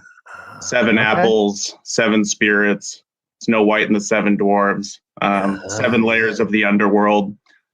Things that take place in a lot of shamanic culture, stories that have more of an oral tradition rather than a visual tradition. And I kind of tried to take that way of storytelling and flip it on its head and remove all the language and make it more about the symbols themselves. So that fascinating. So like with every fairy tale, you got multiple meanings. There's like layers of things, and there's a simple story in there. And if you really know what you're looking for, there's a lot of different ways you can interpret all those symbols. Great. Yeah, but great. To give you a little something to hit they're ethnogenic plants. So each spirit is a different hallucinogenic subspecies. Okay. Yeah, and the main little mushroom guy is Amanita mushroom, which is like the famous reindeer mushroom. Alice in Wonderland. We've all seen that one, but yeah. But I don't want to give away too much, because I think there's a lot of. I'm always more interested to see what other people think and what they get out of it, because then I learn something new about it I didn't see. Yeah. Yeah. And this is your first effort too at animation, which phenomenal. Just phenomenal. Oh, thanks. Did such a great job. I mean, I really cared about the characters a lot, that all that emotion and just how you were working the camera and moving the characters. It was tremendous. One more question about this for me is that, was this always intended to be told through stop motion? I see that you worked with I've met Ree Crawford before when I've been in the Bay Area several years, and I got an opportunity to have a nice long chat with him on one of our podcasts, and knowing him is kind of how I tuned into your film. But just wondering if this was always intended to be stop motion, or if this was like another avenue of storytelling you were considering. So the devil character originally was like just kind of a drawing series I was doing about this devil that is trying to do like normal stuff, like looking for jobs on Craigslist and gardening in his backyard, and like kind of doesn't even know who he is anymore. He's a devil, but he's just like, he's senile and forgotten. And now he's like, oh, do I have to work? Like, what's going on? Right. But the whole reason I got into stop motion, I'm originally trained in hand-drawn animation and storyboarding, and I kind of wanted to work with friends, wanted to reach out to people like Ree Crawford and David Lauer and Arnie Hain, who conveniently enough, the scene that they animated in the film was the final scene with all the botanical creatures gathered around the dog. And David came up with a color wheel that really expanded and added so much life to those characters. And I didn't give them much direction at all. I was just like, hey, these things need to be above this dog, but whatever they're doing, like, feel the character, have fun with it. And they made something that really just was like the finale for me. It kind of took all my effort and squeezed it down into one last little micro dose. Great. The lighting, that color wheel lighting was just, whew, it was great, man. Great. Yeah, thank you. But yeah, so that was the whole thing. I wanted to work with friends, and then I started building this character, and my partner and I started. She's the one who felted them, Sammy Graff. She covered them, and I did the latex and the ball socket armatures underneath. And yeah, just after a while, people started finding out about it, and they were like, "We really like this weird thing you're working on. What is it?" And yeah, it just grew. It became. So you were using ball and socket for these puppets? Yeah. There are a few different versions of them, but yeah, I kind of just would buy the kits and then do the metal work and cut them up and get them to the right size I needed. And, just cannibalize them like prefab and just get them to do what you need them to do. Yeah, that's cool. Yeah. I still really well done. Got this guy. Luckily, I got him right here. So yeah, he's still alive. Yeah. That's that's all needle felted. Yeah, it's all needle felt except for the hands. The hands and the feet are latex. And yeah, we were really inspired by. Have you ever seen Oh Willie, the short film? It's a stop motion from Emma de Swaff. I want to say she's somewhere out of either Norway or Denmark, but she has a felted film that really inspired us. Mm-hmm. And we saw that, and we were like, "Oh!" And her film's entirely felted, like all the set pieces, all the everything. It seems to be a growing trend, but I also see a lot of it on the West Coast too. So I don't know. Maybe there's just more production coming from the West Coast. I don't know, but it's like, I mean, it's great, and the color match is amazing too. Yeah, the light quality you get with felt is just so much different. It gives it this kind of like Renaissance painting type feel when you blast light at it. It absorbs into it, and that's what we love. And I wanted the film painting, so I was kind of copying his colors and his sets, and awesome. I have to say, as somebody who worked on The Shape of Water, I'm a huge fan of Guillermo del Toro's. He goes the extra mile with mythology and art direction, so it means a lot to be able to hear this from somebody who's buried in that world. Yeah, I worked with him for years. He's definitely, top of his game right now. Cool, Brad. Well, thanks for joining us with this. Vince, did you have any other final thoughts? Or just it was a tremendous video, and it'll be on rotation for the rest of my life because it was just so cool. So congratulations. I hope all the best of luck to you and your future stuff. Appreciate that. Yeah, we'll keep an eye out for the next project. Yeah, really. Yeah, I'm working on it now. Hopefully it doesn't take 3 years, but we'll see what happens. This one was supposed to be a year-long project, and life and work got in the way kind of, but hey, you know what? It's done. That's the first baby's out of the womb, made it into tea. Time to make another one. Yeah. There you go. Absolutely, man. Nice. You're all on right, your Brad. way. Thanks a lot.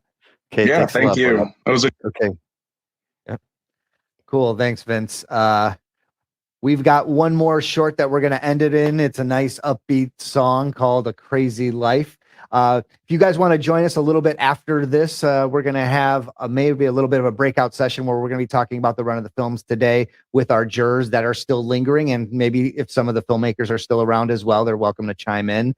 We'll see if there's been any comments about the films that have been in the fest so far that we can bring up and talk about what's in the content. But in the meantime, I will just leave you with this last short, this film called A Crazy Life.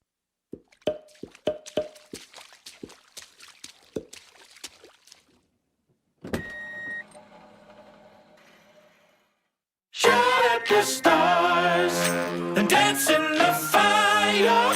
Remember what you told me, it's a crazy life. So when you get tired of losing your mind, remember what you told me, it's a crazy life. Yep. Shit got nuts and you can't deny it. Every stick of dynamite we had to light it. Every sticky situation we would find it. And you're goddamn right we liked it. We never got bored and we never got tired. We never needed anybody else to try it. We never even knew if we would survive it, but we did. And I would could rewind it. In case you don't know where you go, I go. Maybe it's psycho. I don't give a flying.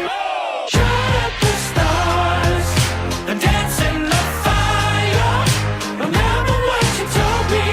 It's a crazy life. So when you get tired of losing your mind, remember what you told me. It's a crazy life. Boom. Why go big when we could go bigger? Why go gold when we could go glitter? Why be saints when we're such good sinners? Why walk? We could run with scissors. Never held a tongue, but we held our liquor. Never gave a shit, but we gave the finger. Sure, we got bit, but we never got bitter. We thought twice, but reconsidered. In case you don't know where you go, I go. Maybe it's psycho. I don't give a flying. Whoa! Shut up the stars and dance in the fire. Remember what you told me. It's a crazy life. So when you get tired of losing your mind, remember what you told me. It's a crazy life. In case you don't know, I'd walk a tightrope. Maybe I'm psycho. I don't really give a flying fuck. Shut up the stars. Shut up the stars. Dance in the fire. Remember what you told me. It's a crazy life. So when you get tired, so tired of losing your mind, remember what you told me. It's a crazy life. Yes, I do. Shut up the stars and dance in the fire.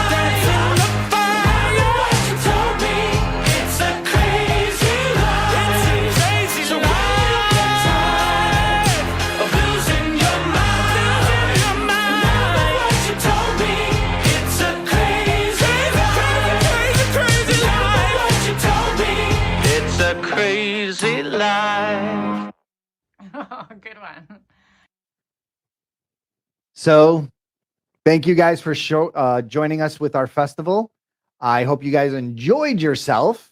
We do have an opportunity to give some feedback and talk about some of the films. I don't know if we can bring up our jurors, Vince, if you're still available. Mike, are you still over there? There's Ray, there's Mike, and here's Wendy. Make sure hi. everyone's audio is working. Mike's muted right now. Testing. So there we go. Thank you. See, now I'm an expert, you know? All you have to do is fail once, Dave. Yeah. If it were only that easy, if it was only once. I love these films. I love these films, David. I mean, I thought this was a great festival. Good job. Good job. Thanks. I mean, Ray, you know, I got a chance to meet you many years ago at the university, and I'm just happy that you're such an icon in my mind, and I'm so excited that you are a juror for this festival. It's like your perspective, whether it's in teaching or in this realm, it's exciting to have you here. So you just totally make this such a great experience. So I appreciate that. Thank you, David. Yeah, thanks. I really enjoyed this a lot. Yeah, great. It's good. Yeah. I mean, and that goes for, I mean, I've known Mike and Wendy for many years, and Vince for that matter. And it's exciting just to kind of like continue just to be passionate about the thing that we're doing and just talk about it and, you know, feed off of each other's neuroses a little bit, but yeah. The next time, I'm still working on that film that I do those demos on. Yeah. Crickets would say. Can we talk about that a little bit? A little bit, sure. I mean, maybe if we don't want to talk about it now, we could. I've been wanting to pick your brain for a podcast for some time because you're still working. And also, but you've been working on a short for some time, and it's about the memoirs of a woman during the Holocaust, and it's called Crickets. Crickets would sing. Crickets would sing. Yes. Yeah. And it's about a girl, 12 or 13 years old, that was entrapped in Auschwitz. Right. And it's all stop motion. And right now we're doing a prelude to the actual film. But the person financing the film right now wants to do a 26-minute version of it. We're doing a 2-minute to sell the film.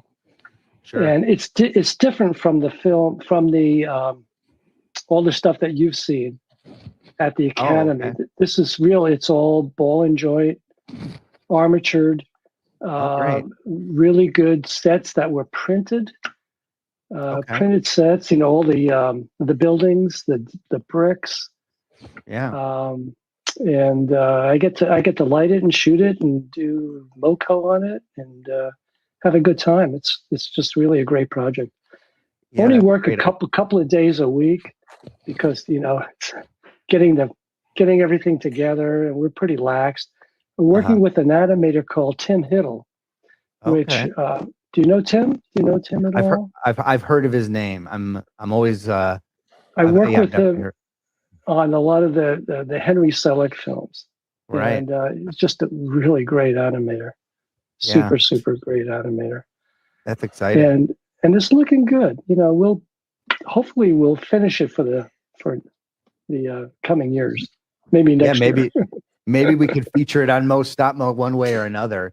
The one thing I liked about that when working with you and we did a lot of lighting demos with one of the scenes from that short, at least from kind of like the preview for that short, is I like how it just doesn't shy away from the topic. I know Mike's working on a film. Mike and Wendy are both working on a film right now called Milkweed that has a very similar topic. And it's 2D animation, but I mean the vehicle of animation to tell important stories, no matter what it is, I feel like it just makes it more attainable, and it's once you put yourself in almost a different mindset that you're watching animation, not only are you able to say more, it's like you're able to kind of say it more. You could accept more too. Right. Yeah. I agree. Like in this festival, like some of the things I saw, I just was surprised that I went to that place, but I was like, that's great. Like the feast, I really appreciated a musical in this, and it was just that telling such a kind of a graphic story through simple puppets, but I was feeling everything I would have felt, I think, if it was told, like if it was live acted. Agreed. I don't know if you guys. Oh yeah, in the festival. You're talking about the films in the festival. Yeah, I was just talking about the one. Yeah, the feast. Yeah, it just all looked better tonight for some reason. I don't. It just looked really good. I guess it had to do with a lot of the comments. I just really enjoyed the whole experience. It was really nice. Yeah, it's good. What other films were you guys kind of that stood out to you? Like Wendy, what kind of what other films stood out to you for this fest? That whole block that was, that ended with Posted No Hunting. That whole block of films, those were among the best, I thought. The one with the photographs. Yeah, that was Tears Dry. Yeah, that was beautiful. And the musical, the feast. Oh, I'm sorry. Wait. No, are you talking about the one with the slideshow? No, it or was are you the Tears Dry. Okay, so the pixelation with the couple and that's right. Yeah. That was one beautiful. and the other pixelation earlier too. The like Dante's Inferno that was really great too. I'm trying to think of what the act. Yes. Yeah. That's what it was, right? Yeah, that was done. I think that was done out of Mexico with somebody that you've worked with and I've met before. I actually interviewed her for a podcast that's coming up. Myrony. She worked on Words. Yeah, she worked on Words too. She worked on Words, and she also worked, or maybe she didn't work on it, but she's friends with the people who did the act, the pixelation. But yeah. Cool. What other films stood out, Mike, Vince? I really like that Hypno Studio. I love that film. Yeah, I thought that was really good. I mean, I there was just one thing that bothered me about it, and I thought that the song was great and the characters were great and the lighting was great, and as far as production value, that and Old Boys Apples really had that also the paper has a memory. You know, I really like that one too. I mean, those were my top three. The paper has a memory, the Hypno Tito, and the Old Boys Apples. That Hypno Tito though, the characters were really spot on. I love the way that they used the fur for the grass and how that was blowing with the animation. I was just going to say, yeah, it felt really natural, didn't it? Yeah, the detail felt really natural. It felt just really good. The lighting was perfect. It was just really nice. It's one of my favorites, I think. Yeah, me too. Yeah, and the paper one, that was great, dude. That freaking paper. Those characters were so cool. Yeah. The mouth. Yeah. The way they worked that. It was weird. I didn't really understand what was going on in it, but I didn't care because it was just so freaking cool, you know? Yeah, it was nice to look at. Yeah. Yeah. It's like, transcended storytelling with its style and I mean, there's a quirk to it. But yeah, the needle felting, like I said, it seems like there was a lot of entries this year with needle felting, which it's great. That's really cool. Oh, it works so nicely. I mean, I actually like it a little better than the clay. You know, I mean, I like the clay when it's done real clean and smooth. When you see a lot of the thumbprints and a lot of the breaks in the clay, it kind of takes me out of it a little bit, and that's why I really appreciate the cloth. I know that like with Aardman, when they were doing clay stuff and they transitioned to silicone, they actually would digitally put in the thumbprints to make it seem still hand done. So it's interesting. It's such a spectrum of people who like will want that or not. Well, I'm not really talking about, you know, like the more high end sort of stuff. I mean, it's more like when you just see two clumps of clay that are just jammed together and no smoothing is done there, and that sort of thing always. It's the detail. It's the detail in the clay, you know. Yeah. No, I totally agree with that. And the cloth gets rid of all that. I mean, Feast, those characters were so simple but so effective, right? I mean, I love that one too. I thought it was a little long, but and it was a little confusing with the way the lighting was and stuff. It kind of, I didn't really know what was going on at certain times, but I really loved the storytelling and how it was like a to tackle a musical. It was an opera, right? Yeah, it was beautiful that way. It was an opera, and all the communication between the characters and the lovely message and all that stuff. It was really, really, really nice. I really like that. Yeah. Interesting animation. I mean, You should talk about Stop Mo, the first one. The very first one. I thought which was a great introduction to the fest. Yeah, because it's, you know, if my understanding is correctly of it being, you know, the student film where you're supposed to do a walk cycle, and to usually from a teacher's perspective, when someone strays from the assignment, it just drives me crazy. It's just do the assignment and learn from it. But to have it be this entertaining and well done, you know, just like playing with the sets in the back, like don't play with the sets. Like it wasn't like good. An overly articulated character, but like the subtlety of it and just the general timing and storytelling to make the most out of a simple exercise. And they go, oh yeah, let's just do that. At the end, it became the punchline as well.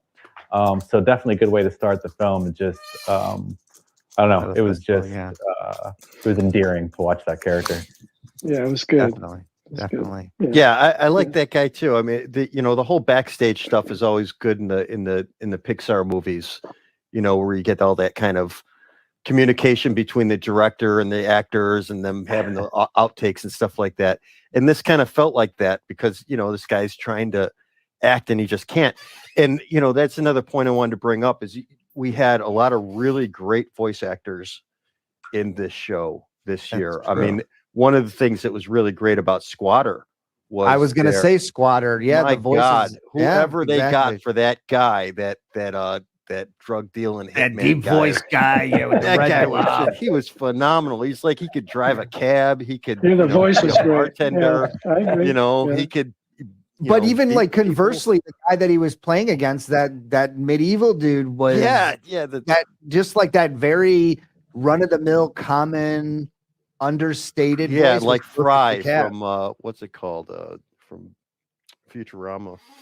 Fry from Futurama. Yeah. Kind of that kind of guy that's a young guy that doesn't really know, you know, he's awkward about everything, and just that was really cool. That The voice acting in a couple of those were really, really good. I thought. Totally agree. I think the end of the film where he called him the wrong name. He wasn't Bo. It was, I can't remember the name right now. Yeah. But that was really, it was comic. It was beautiful. It was really great way That's to good. end the film. Yeah. Yeah, definitely. Good. That timing was great. Yeah. It was good. Well, thanks, good. guys. I appreciate you guys coming out and being a part of this. I don't know if everyone knows who is a part of the festival, but you guys give direct feedback to every film that is submitted, whether it's screened or not. And that's a lot asking for you guys to put out some time, watch through all these films. Some are a little harder to watch than others, and we're not going to name any names, but it's great. I mean, the great thing about it is if people are putting themselves out there, it's like, there's things to appreciate about all these things. There's fundamentals, there's storytelling. I mean, you could get into the weeds about how much you could give a critique, and that you guys offer this as I think it kind of makes what Most Stop-Mo stand out from other festivals. Like, we're giving feedback from you guys, like you guys have really made your mark in your industry. So thank you very much for doing that and for being a part of this festival. My pleasure, David. Really, honestly, my pleasure. Yeah, well, the pleasure's mine. So thank you for doing that. Yeah. Okay. What a great experience. I hope this keeps going because it's a wonderful way to run a festival. Thanks. Really, thanks. And who knows, with the future, we might be able to do this in person on a stage one day. I'm still kind of doing. Wouldn't that be nice? Impossible. Wouldn't it be nice? Yeah. We'll see how that goes. Don't make me leave my house, Dave. Well, maybe it'll be at your house. It'll be in your yard. You got a big house. All right. Cool. Well, thanks again, guys. Okay. I appreciate you, and take care until we see each other again. I'll be following up, but thank you very much for joining us. It was nice meeting you all. Dave. I also want to give one last shout out before we go. Yeah, definitely. I wanted to give one last shout out to our man behind the scenes, Edwin Ruiz of Mondo Mission. He's been juggling everything today. He's been a great guy for putting this together. I wouldn't have been able to do a live broadcast at all without Edwin. So Edwin, thank you so much for being behind the scenes and making this run almost as flawlessly as I had anticipated. You were right. He told me, he's like, you just have fun and I'll do the rest. And that's exactly what happened. So thank you. A great guy. I liked him too. Really nice. Yeah, guy. He's tolerable. All right. Well, with that, thanks, guys, David. thank you. And with that, we're going to wrap it up. We got some credits for you guys to look at. So enjoy. And thanks again for joining us for the 2021 version of the Most Stop Motion Shorts Festival. Take care, everybody, and we'll see you online. Bye, everybody.